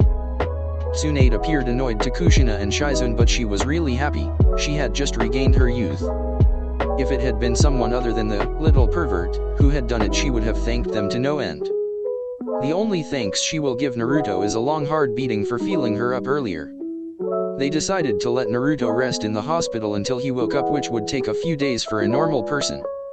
10 hours later, Naruto, who was not just any normal person, just woke up. The first thing he saw was the tired face of Tsunade, who had fallen asleep on a chair next to his bed. Tsunade had gone back to the hospital to check on Naruto one more time to make sure everything was okay with his body. The jutsu must have taken more toll on Tsunade's own body, as she had dozed off in the hospital room, falling asleep resting her head on the mattress Naruto slept on. Tsunade had woken up when Naruto started moving next to her. After a second of confusion, Tsunade remembered where she was and why she was here. "You should rest more," Tsunade told Naruto after leaning back on the chair she sat on. She stared at Naruto with indifference. "Did it work?" Naruto asked, his voice now normal. Tsunade of course knew what he meant with the question. "Yes, it did," she answered simply without her expression changing, not a single raise of her lips forming a smile or anything showing that she was happy about regaining her youth. "Do you understand why I did it?" Naruto asked with a raised eyebrow. Tsunade frowned. "No, please do tell," she answered. "That should be obvious if you think about it." "Dadabi," Naruto said with a chuckle before moving out of the bed. He still wore his umbu outfit luckily. "You're gonna be my woman. I prefer my women to be in their prime, not old hags." Naruto then jumped out of the window quickly, getting away from the angered Hokage, who had just slammed her fist down on the spot Naruto stood in just a second ago. "That little pervert never gives up," Tsunade thought out loud while she gritted her teeth. During the time Naruto spent resting in the hospital, one of the teams had finished the training exams. Teiwa and her team had no problem getting a second scroll and even dealing with any chuunin that would get in their way of completing the task. The rest of the teams was still going, trying to get another scroll before with the time they had left. There was still no reason to rush since they had 2 more days to do so. Teiwa had said goodbye to her temporary team and gone home to meet with Kushina and hopefully Naruto. When she got home, she heard a made-up story from Kushina, with the only truth being that Naruto was resting in the hospital. She also said there was no reason to worry and stopped her from visiting him. Both Kushina and Teiwa knew that Naruto would not need 3 days to recover. He would be as good as new after a few hours of sleep. They decided to go check on him around the time Naruto woke up. They arrived just in time to see Naruto jump out of the window. They also heard Tsunade's loud yell off, "Get back here, you damn pervert!" before she also jumped out of the window chasing after him. Why the hell would he piss off Baa-chan? Teiwa wondered out loud, having never seen Tsunade this angry. Kushina face palmed. Oh no. She knew Naruto must have done or said something stupid again. Tsunade chased Naruto around the village for over an hour until they reach an empty training ground. There Tsunade thought of a plan to get the little pervert to stop running from her. She had removed her green haori and yelled to him to stop if he wanted to see her boobs. Naruto, as any man would, stopped running to see the glorious sight. Instead of boobs, he was treated with several punches to his face from Tsunade, now pummeling him into the ground. Kushina and Teiwa had caught up to them, and this was the scene they ran into. They also gained the attention of several umbu and a very curious Jiraiya. When Naruto had stopped, Tsunade had walked up to him and began pummeling him into the ground by punching his face repeatedly. Jiraiya could not hold himself from laughing at what he saw, while Kushina and Teiwa sighed, knowing this would happen. Soon Naruto spoke, but is interrupted by another punch from Tsunade. Bam and a bam to bam him bam. Tsunade stopped punching, thinking he had been punished enough, when he grinned with a face that showed no sign of ever getting punched. "I know you want to ride me into the ground, but please." He closed his eyes. Not in front of mother. Even Kushina, Teiwa, and an umbu team was not enough hold Tsunade back as she beat the living shit out of Naruto. When she was done, all she said was to report to her in the morning, then leaving the training grounds. Kushina then proceeded to drag Naruto back to their house. This would be the first time Naruto sees their new home. He was not even aware they had moved. It was a nice surprise for Naruto to find out that they now lived in a rather large house within the Senju clan compound. The Senju clan compound where he belonged with his future bride, the princess of the Senju clan.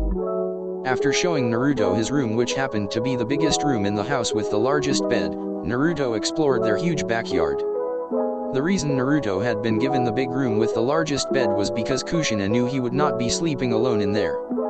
After all, she would be his partner soon. The backyard could be considered a small private training ground, about half the size of a standard Konoha training ground. Since it was starting to get late, both Kushina and Teiwa called it a day and went to their respective rooms to sleep, while Naruto planned to train outside until morning. Naruto's plans changed after training for a few hours, as he realized that he would rather get drunk than train. It had been almost a year since he last drank alcohol after all. Naruto had made sure to buy a bottle of sake at every place he traveled to during the past year so that he could enjoy drinking them all on a fine night such as this one. After drinking for a few hours, he decided that a 4 a.m. walk was in order. Naruto then summoned two toads, Gamakaki and Gamaken, who had both grown a lot during the year that passed, but were still pretty small, only reaching Naruto's knees in height. They headed towards the northern gate of the village to enjoy the fresh air outside of the village walls. Later, when they were walking on a trail outside the village, they ran into a group of people, or walked into, in Naruto's case. He had hit something hard as a rock, which made him actually hold his leg in pain, while his toad companions laughed at him. Stupid kids these days, they have no respect for their elders. The thing that Naruto had walked into mumbled, nursing his forehead that Naruto knee had connected with. Naruto stared at him with a frown. He had found another midget, a very ugly one at that, with a huge round red nose. "I will have your he," Naruto began yelling while drawing his sword, but was interrupted as the midget began floating in the air in front of him, yelling back, "Curse you, Yondaime Hokage." Kitsuke, son of the short old man who was in fact the current Tsuchikage, Unaki could not hold back his laughter. The reason for that was because when Unaki had mentioned a trip to Konoha to negotiate a treaty to allow some sort of an alliance between their two villages, Kitsuke and his Jounin friends had joked about how he would attack every blonde kid in the village, thinking he was Namikaze Minato. Senile old man, Kitsuke thought with a sweat drop, while Unaki calmed himself before canceling a jutsu that would blast Naruto into countless pieces. "Pardon me, brat," Unaki said with a chuckle, scratching the back of his bald head. "I thought you were someone else at first." Naruto narrowed his eyes at the old midget. "Aren't you that?" "You know," Naruto scratched the back of his head in thought. "Tsuchikage." Hiruzen had made sure Naruto knew the faces of every village leader and royalty in all of the elemental nations. Unaki smiled in approval. "Oh, I didn't think young people would be able to recognize me so easily. Nevertheless, a Konoha genin." "You are correct, I am the Tsuchikage." Naruto nodded, then walked past them without a word. "You aren't going to ask what we are here for?" Kitsuke asked with another sweat drop. Seems his sweat just wouldn't stop dropping. Naruto stopped. "Oh yeah." He scratched the back of his head with a chuckle. "Good idea, old man." Kitsuke frowned in response. "I'm not that old, kid." Unaki sighed. "Kitsuke, you idiot. We don't have to tell a mere genin about our business with the Hokage." Naruto pointed at Unaki. "That's Jounin to you, imp." Mwahaha. Kitsuke fell on his back laughing, while the other two Jounins covered their mouths trying to hide their own laughs. Unaki walked up to Naruto, slowly glaring at him. "Making fun of my height, big boy Jounin." Naruto's grin couldn't get wider as he whispered Senju. When three young IWA genins around Naruto's age ran up to their spot. "Grandpa." A young girl with short black hair and a hairstyle similar to Shizun's yelled, "Stop moving so fast, we were just taking a small break." Unaki blinked. Just as his granddaughter and her teammates arrived, Naruto had disappeared without leaving a trail. But at the very moment when he whispered something that Unaki could not hear, Naruto had released a sickening amount of killing intent. "You felt it too, Pops?" Kitsuke asked with frown. Unaki nodded. "Yes. But let's get moving before everyone in Konoha is asleep.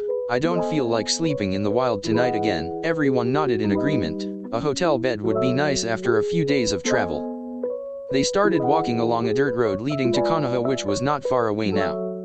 After walking for 2 minutes they had to stop again after seeing a large wooden barrel in the middle of the road with 2 legs covered by blue pants sticking out of it. They heard someone weeping, "You're all gone, Sake-chan," and recognized the voice as the same Konoha ninja they had just met. Naruto had used his flash step earlier thinking he could get away from the IWA group and enjoy another barrel of sake which he devoured in less than a minute. He was now mourning the loss of his sake while being stuck in the barrel upside down. "What is wrong with you, brat?" Unaki asked with a raised eyebrow, kicking the barrel lightly. The barrel fell over slowly, then Naruto pushed himself backwards, which was a very funny sight, making the younger IWA nin laugh at his expense. Naruto sat down in front of them with crossed legs, yawning as he scratched the back of his head and thought, "Do I know them, Tabia?" he thought. Naruto grinned at them thinking an introduction was in order. "Senju, IWA nins, I am greetings, that's not quite right you know."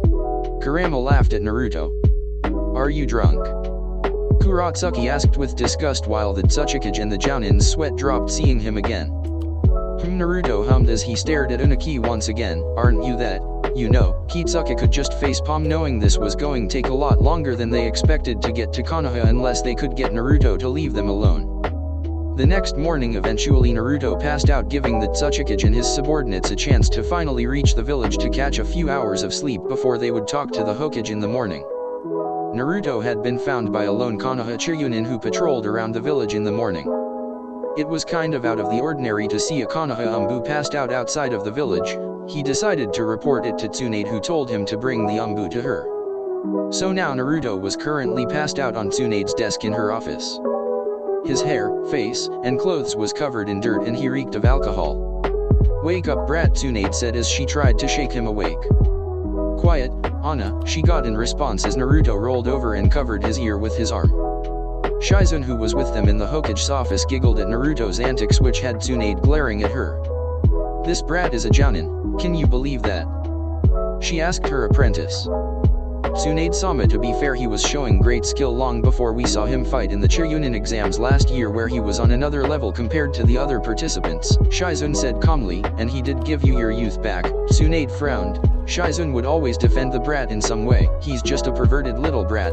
He will have to prove himself before I consider him worthy of having that jounin position." They turned to look at Naruto again as he mumbled in his sleep.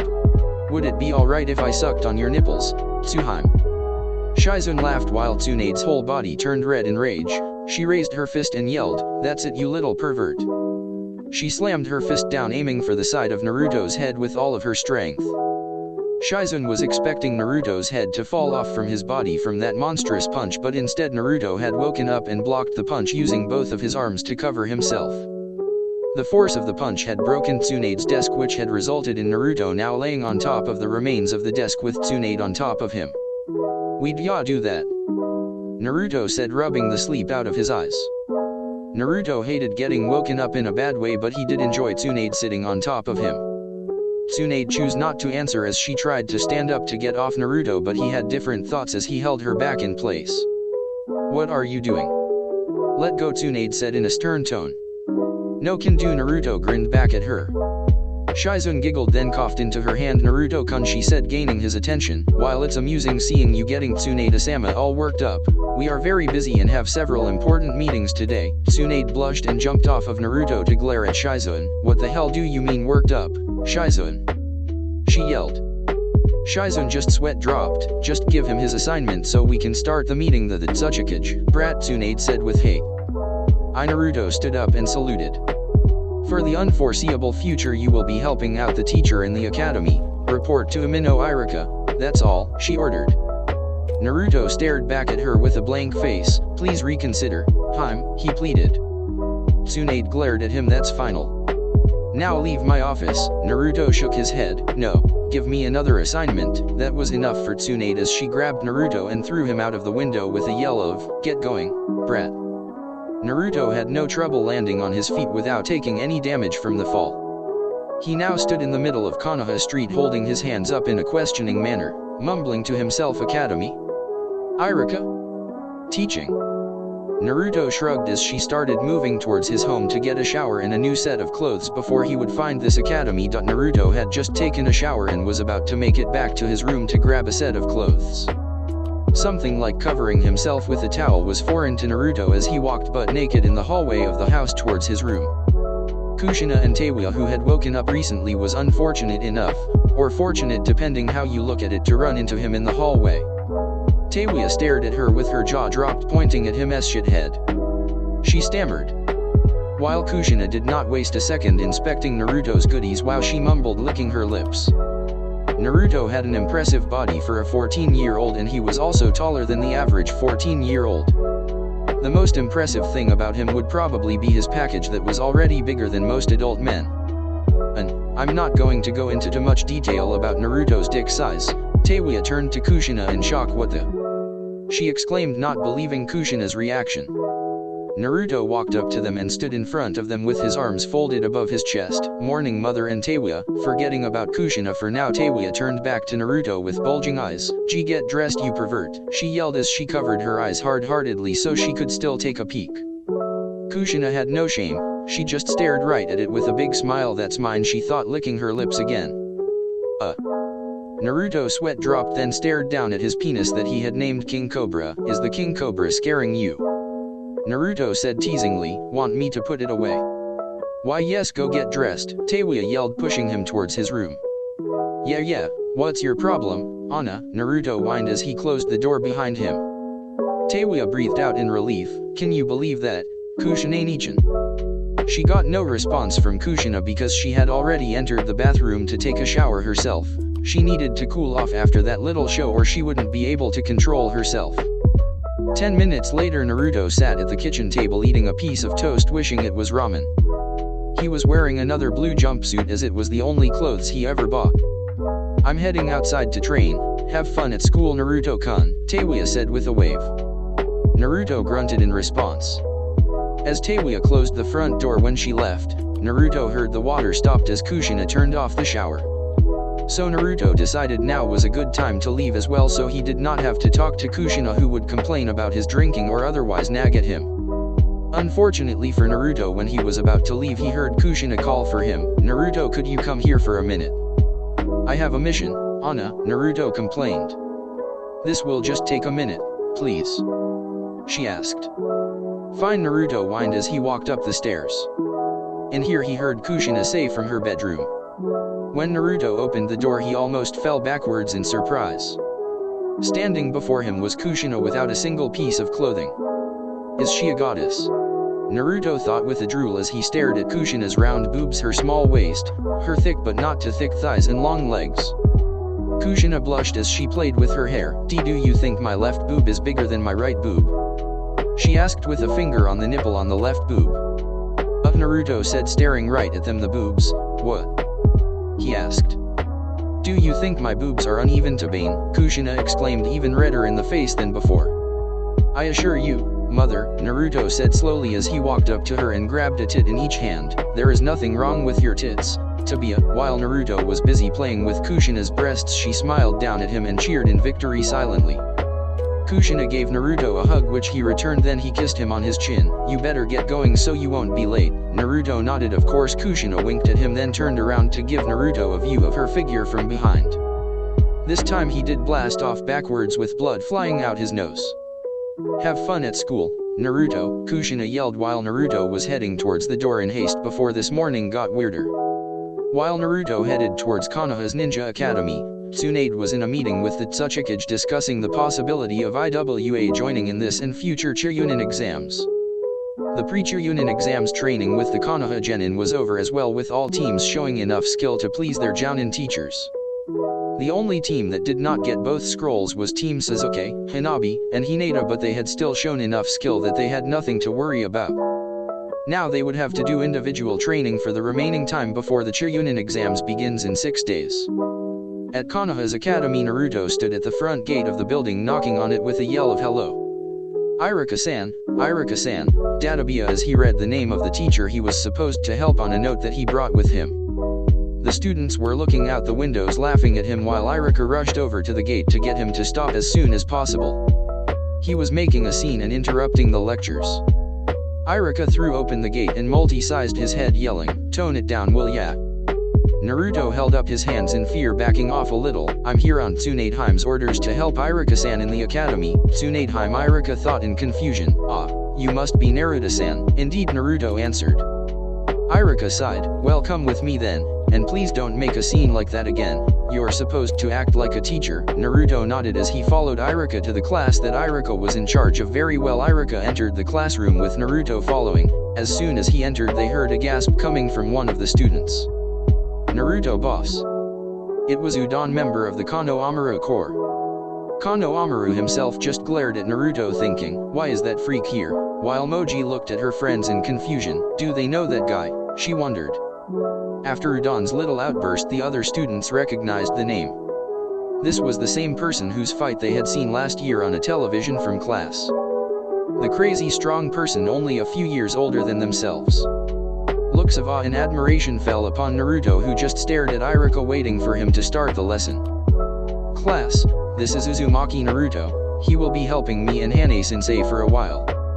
Think of him as another teacher, Iruka told the class while Naruto searched the classroom for the other teacher. She sat at the front desk, face-palming after seeing Naruto. She liked Naruto, but she knew he was probably the least suitable to be a teacher with all of his bad habits. Oh, Naruto exclaimed as he walked up to Hana. Long time no see. Kiba's sister, it's Hana. Hana snapped at him, and let Iruka begin the lesson. Naruto sighed. This is going to be boring, he thought. Hi. Naruto responded with slumped shoulders. Iruka coughed into his hand to gain everyone's attention. Today's class will be about chakra molding, the basics of the basics. Iruka began, and then they all heard a loud snore as Naruto had fallen asleep sitting on the ground next to the desk in the front. The students laughed while Iruka rubbed his forehead in frustration. This is going to be a long day. 3 hours later, during lunch break, due to Naruto still being asleep, Iruka was now heading to the Hokage Tower to request permission to remove Naruto from the school grounds. Meanwhile, Hana was assigned to watch over the class while they ate and later on played in the playgrounds. When Tsunade heard the story from Iruka, she was furious and decided to follow Iruka back to the academy to personally deal with Naruto. When they arrived, they saw Naruto instructing Konoha on how to use a wooden sword. You have talent for this, imp, Naruto complimented Konoha, who grinned back at the Jounin. Of course, I'm going to be Hokage someday, Kore. Konoha swung the sword at Naruto, who blocked it with a small stick he picked up from the ground. Your movements needs to be refined and you're lacking in strength and speed, Naruto told the third's grandson. I haven't trained much with swords. I don't know how to get better, Konoha said sheepishly. Naruto nodded. First you start with the basics, which is chakra control. This had Iruka raise an eyebrow. Chakra control is the key to both speed and strength.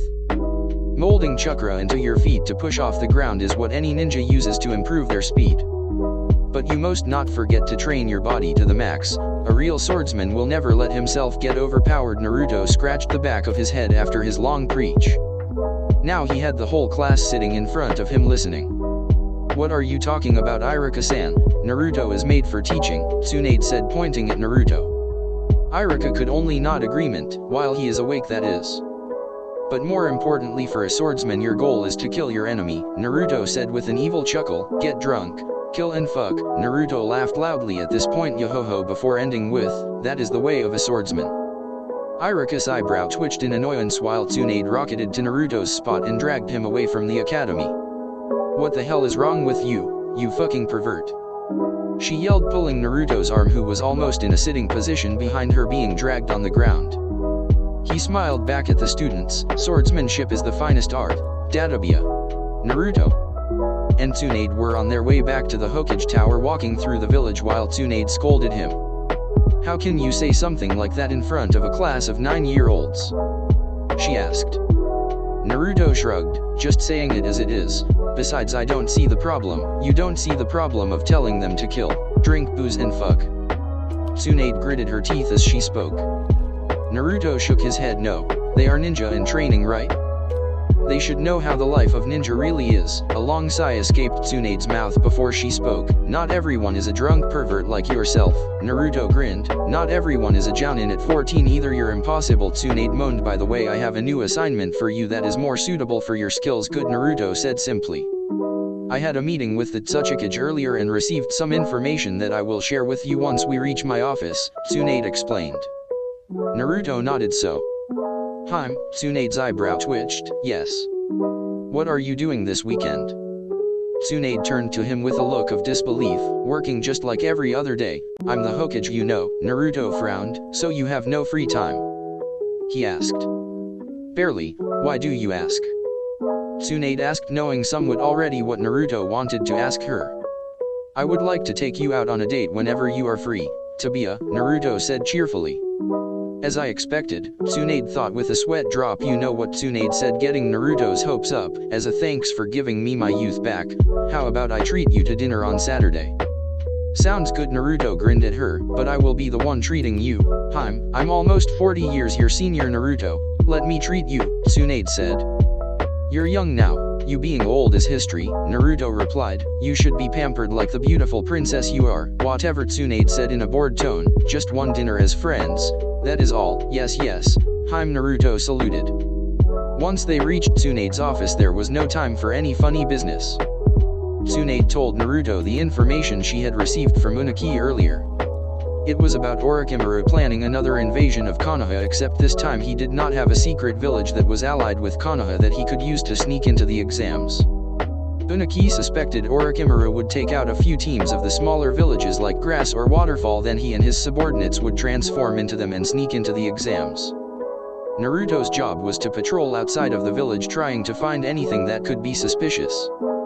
During the exams he would be Konoha's main scout, using his clones to cover everything around Konoha so that they would be ready for an attack. The non-Konoha teams other than the single IWA team that was already here would arrive starting 3 days before the chuunin exam begins. So for now Naruto would have some free time that Tsunade suggested he used to help his former team train before the chuunin exam. Since his teammates were most likely resting after their training, Naruto had to find something to do with his time. Thinking back on what happened earlier this morning, Naruto decided to go home and see if Kushina or Teiwa were around. At the Uzumaki house, Teiwa had started her training doing some running, push-ups, and chakra control exercises, but her training was interrupted when she heard Kushina yelling at someone. They threw you out. Tabane, Kushina yelled, and Teiwa could already guess who she was yelling at.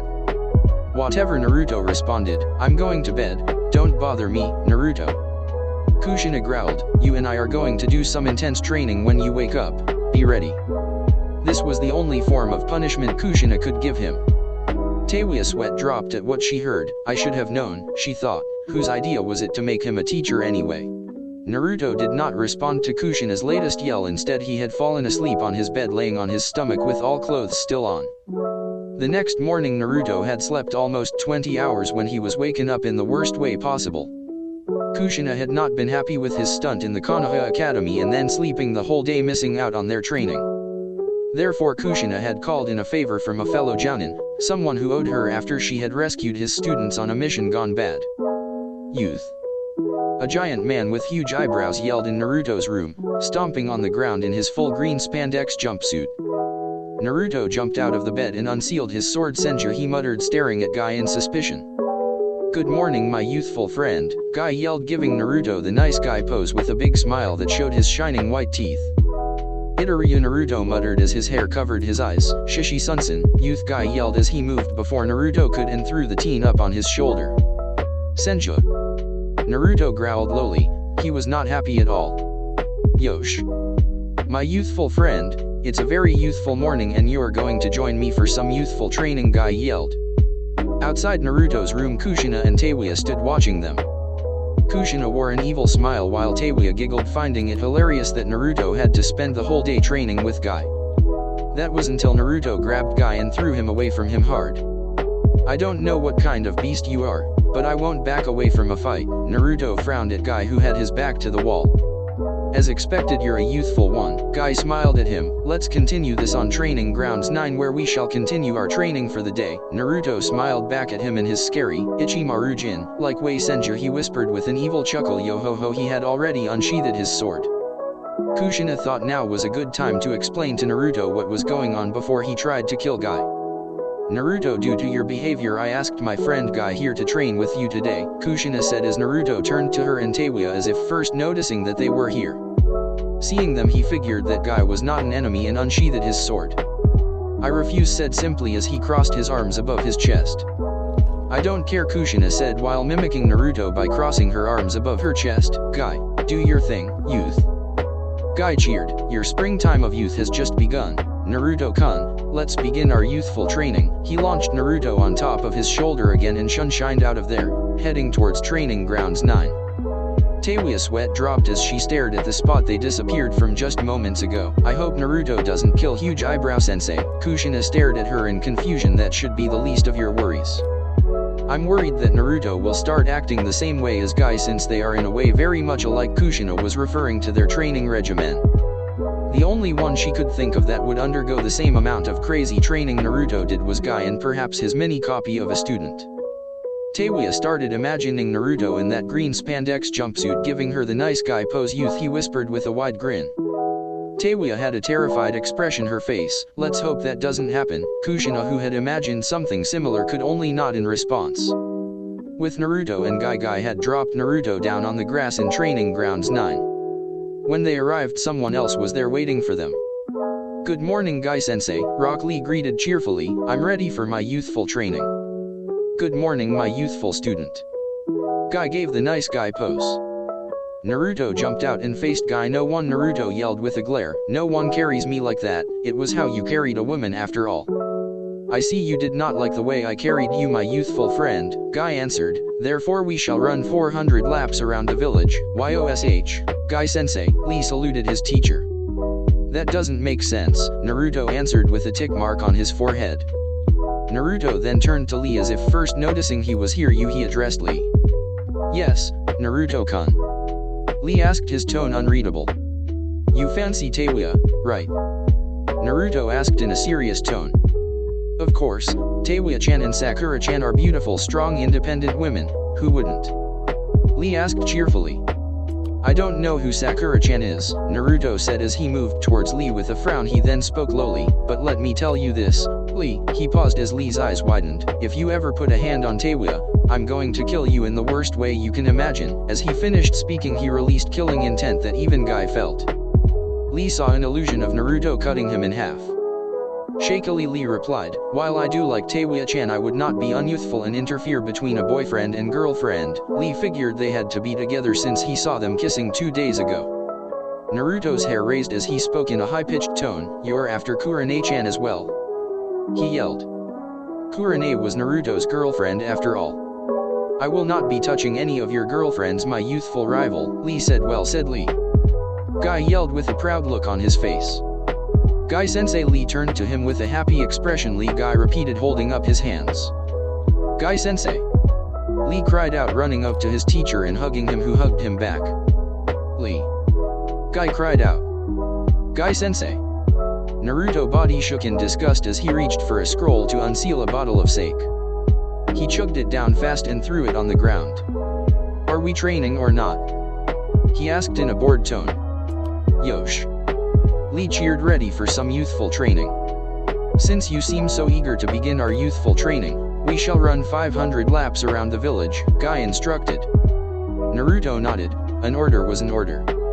The three of them then starting running around the village, lap after lap. 5 hours later it was lunchtime when they were done with the light warm-up, which consisted of 500 laps around the village, 2,000 push-ups and 3,000 sit-ups. Lee looked a little winded after the warm-up, while Guy, and surprisingly to both teacher and student, Naruto was fine as well. They were back at the training grounds where they had started when Guy told them to take an hour break to get some food and be ready for the real training they would do later on. Naruto figured now was a good time to get some free ramen, so he knew exactly where to go. 5 minutes later, Uchiha Mikoto was currently enjoying a shower after having woken up late. She had allowed herself to sleep late today since both Sasuke and Midori had a day off but would resume their training tomorrow, training that she would supervise. That was when someone had opened the door to the bathroom she was currently in. Being a trained ninja, Mikoto sensed the person and tensed. She knew it was neither Sasuke or Midori, so she was about to get out of the shower to charge towards the intruder when she heard, "Hey, can you make me ramen, Tabia?" Naruto stood facing her with no shame. Mikoto had walked out of the shower just as he spoke, so he was now staring at her body, which she forgot to cover. Mikoto already knew that Naruto was not one, but this was over the top. She covered herself the best she could as she spoke. "Have you no shame? I'm in the shower, Naruto-kun. Naruto nodded with a frown. I can see that. I'm hungry though. Mikoto smelled the air which had been plagued by Naruto's sweat. You stink, she remarked. Naruto shrugged. I did some light exercising this morning. Mikoto stopped covering herself to fold her arms under her chest, which pushed her breasts together, making them look even bigger. I will not make you any food before you have a shower. You will stink down the whole house. Naruto nodded, and in a second he was out of his clothes, moving towards Mikoto. There is a lemon scene here which I don't think is allowed. I'll make a Patreon soon where you can listen to it if you're interested. You. No, Naruto said with a perverted giggle, staring at Mikoto's ass. The Uchiha women aren't all that bad. Mikoto's eyebrow twitched in annoyance hearing that. I'm glad your opinion of our clan is changing. Naruto frowned. Don't get me wrong, I still hate the Uchiha clan. Mikoto, who had her back to him the whole time, turned to face him. How can you say that after doing that with me? And why do you keep coming here for food then? Naruto grinned. I have decided to make an exception for you, since you're sexy. Mikoto blushed and returned to the food. Besides, I look at it this way. After I have killed what's left of the Uchiha clan, I will take you and Ujo as my girlfriends. Kinda like spoils of war. Naruto continued, then nodded to himself. It made sense and he was sure his teacher Itama would approve. So you want me to become your girlfriend after you have killed my sons? Mikoto asked with a sweat drop. How romantic. Naruto pouted. The mother of Uchihas was making fun of him. It's not like I'm ever gonna do it anyway, unless they give me reason to. Mikoto placed a bowl of ramen in front of Naruto, who wasted no time as he dug in, devouring the contents of the bowl. Another bowl was already prepared, which Naruto devoured in the same way. When Naruto was done eating, he said his goodbyes and thanked her. The last thing he said before leaving was, I hope we can do this again, mother of Uchihas, with a wink. That was when the blushing Mikoto realized that Naruto had not once called her by name, even though they had done all that. At the training grounds with Guy and the others, Guy and Lee were now joined with a lot more people at their team's training grounds. This was due to people overhearing Guy and Lee talking loudly about what Guy had planned after lunch. Guy was going to spar against Naruto. This was something no one wanted to miss. Word spread around the village, and soon almost every ninja that had any contact with Naruto was there. Tenten and Niji, who had shown up after lunch since they did their morning workout on their own, were wondering what all people was doing at their training grounds.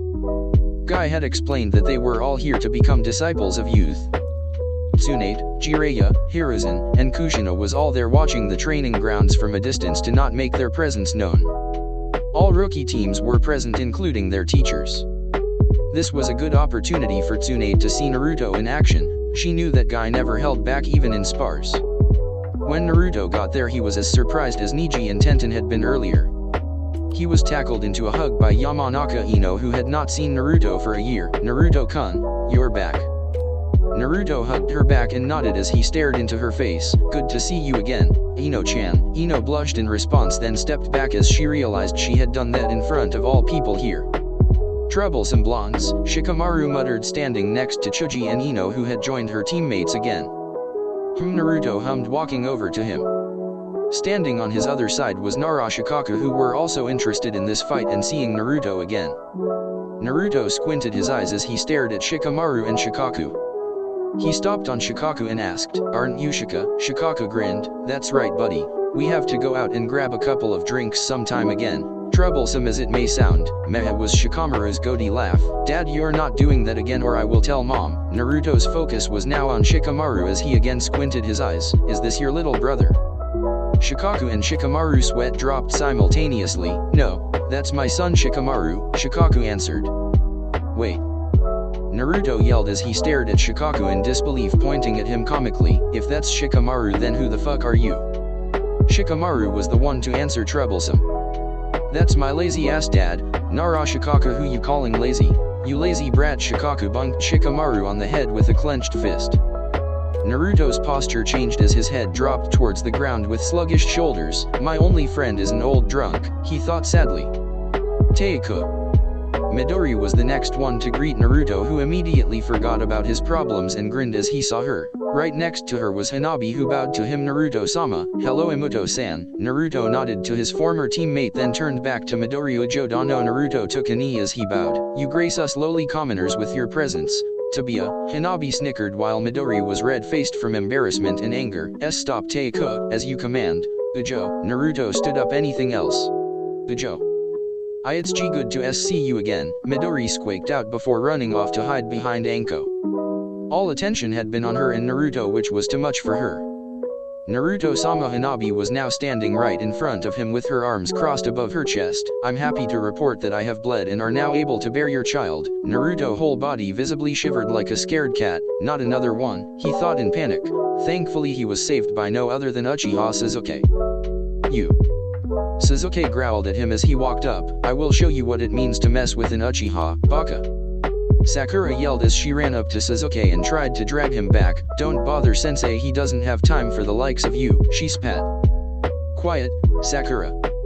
This has nothing to do with you, Sasuke yelled at her. Did he find out? Naruto thought with wide eyes. Sasuke was angry due to what Kurane had done to him back at their training before the chuunin exams. According to Kurane, she had done it on orders from Naruto. Naruto however thought that Sasuke had found out about what Naruto and Mikoto had done during the lunch break. Your anger is justified, Naruto spoke slowly while Sasuke got out of Sakura's death grip and walked towards Naruto again with a menacing glare. HN. Sasuke responded. So you want to challenge me to battle to restore the honor of your clan? Naruto recognized the Uchiha's motives.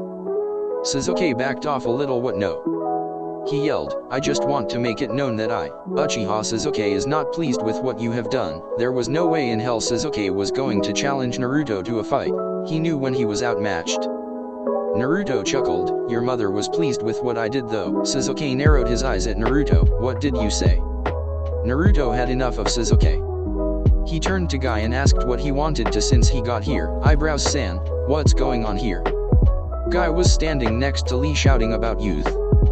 You're right on time, my youthful friend. Guy did the nice guy pose. You and I are gonna have a little spar, and that's what have brought all these youthful onlookers. Naruto glanced over at teammate who stood together. When he saw Kurane he shivered a little.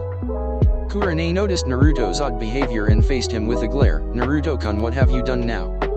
Naruto ignored the question. Instead he grinned back at Kurane. I want to talk with you later, Kurane. He then stretched out his muscles and cracked his knuckles. But for now I have a freak to beat up. YOSH. Guy cheered. Let's begin. Naruto then had Guy's right foot implanted into his face. Dynamite entry. The force of the kick was enough to send Naruto across the training grounds. Kakashi's sweat dropped as she stared at Naruto, who had been kicked back 20 meters from just one kick. Guy isn't holding back, he said to his fellow Jounin Asuma, who frowned. I for one will enjoy seeing the brat getting his ass kicked. Naruto rubbed his head in pain. He was not ready for that. He still wondered what exactly was going on. He unsealed his sword as he stood up and stared at Guy, who had not moved from the spot he had kicked Naruto from earlier. You're gonna regret that, Tabia, Naruto spoke slowly before grinning like a madman. Naruto still stood across from Guy, grinning like earlier.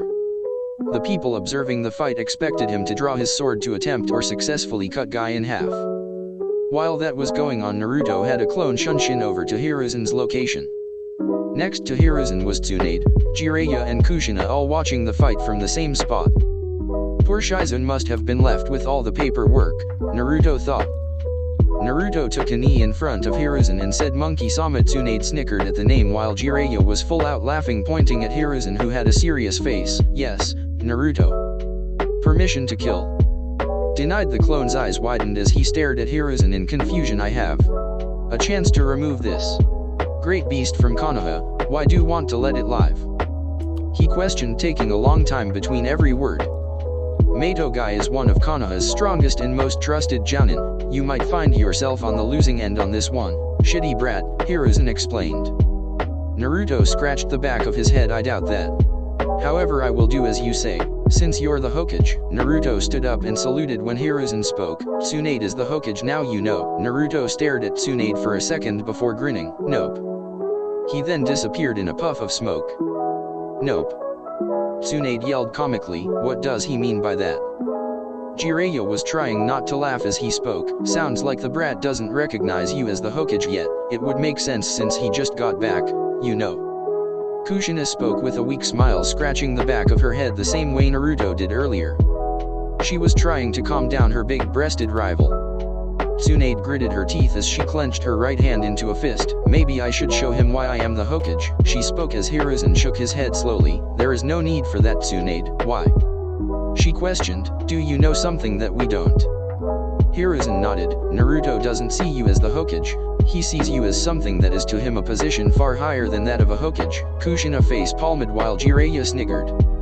Tsunade just raised an eyebrow in confusion. Get to the point. Sarutobi-sensei. Hiruzen backed off a little as he began explaining. If what he was about to say would upset Tsunade, he would rather not be on the receiving end on one of her punches. You have been called a princess your whole life by most of Konoha's population. Yes, and I have many times stated that I hate to be called that, Tsunade said in an annoyed tone. Just because she was the granddaughter of Hashirama and grandniece of Tobirama did not mean she deserved special treatment.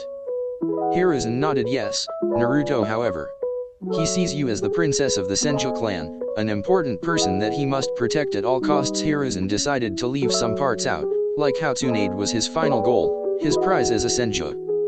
Tsunade sighed in annoyance. I see. You know Tsunade-heim, Jiraiya said, having moved closer to her to put his arm around her neck. I'm pretty sure the only reason he values you so highly is because of your glorious titties, he said with no shame and a wide grin. He then sneakily disappeared from the spot before Tsunade could punch him with a bone-crushing strike. Get back here, you fucking pervert. Tsunade yelled at Jiraiya, who was about 100 meters away from them now, making funny faces as Tsunade. Kushina was glaring at him as well, ready to help Tsunade in beating the self-proclaimed super pervert. Catch me if you can, he teased childishly. Back with Naruto and Guy, Naruto had received the information from his clone, which caused his eyebrows to twitch. Why can't I kill this thing? He questioned as he stared at Guy. In his thoughts, he would be doing the world a great favor in ridding them of this ugly green beast. So this thing is supposed to be strong, Naruto thought. Then let's see if he can handle my new jutsu, Kage Bunshin no Jutsu. Naruto created 13 solid clones of himself that stood in a line next to him. Kage Bunshin, huh? Guy spoke. Seems like I might get a good workout from this spar. All of the Naruto clones and himself started chuckling darkly. You will get more than a workout, I assure you. All clones did the same hand signs as Naruto while speaking. Fire style, Hydra. Large amounts of fire burst out of the mouth of the blonde and his clones. The fire shoot up the air before landing in 14 different locations surrounding Guy. The 14 large masses of fire took the shape of a three-headed serpent, a Hydra. These fire creatures will launch fireballs at you until I run out of chakra or you turn out their fire. They won't disappear before that, Naruto said with a laugh. And if you're able to dodge the fireballs, guess what I will be doing? I guess you will come in for the finishing blow. Guy asked, sweating a little. He did not expect this kind of spar with a 14-year-old, even if he was a jounin. Hi, Naruto clapped his hands for Guy cheerfully. That is if you are able to dodge them at all. Naruto then held up his index finger and middle finger, which was used a hand sign to control the fiery serpents that had his chakra in them. They simultaneously launched small fireballs which was about half the size of a katon. Gokakyu no Jutsu, fire release, great fireball technique. Guy had expected this, so he bit his thumb to draw out some blood before summoning two turtles that were large enough for him to stand on. Cookie Yos no Jutsu. Summoning technique. Guy was crouching down on the two turtles with his hands on the back on their shell. He was using his own chakra to help boost the jutsu that the turtles were about to use. Sutin, Mizurappa, water style, raging waves. Water gushed out from the two turtles' mouths, taking the shape of two huge waterfalls that washed down the fiery serpents. This is one of the most basic water jutsu you can learn, but its size and power varies on the amount of chakra the user uses.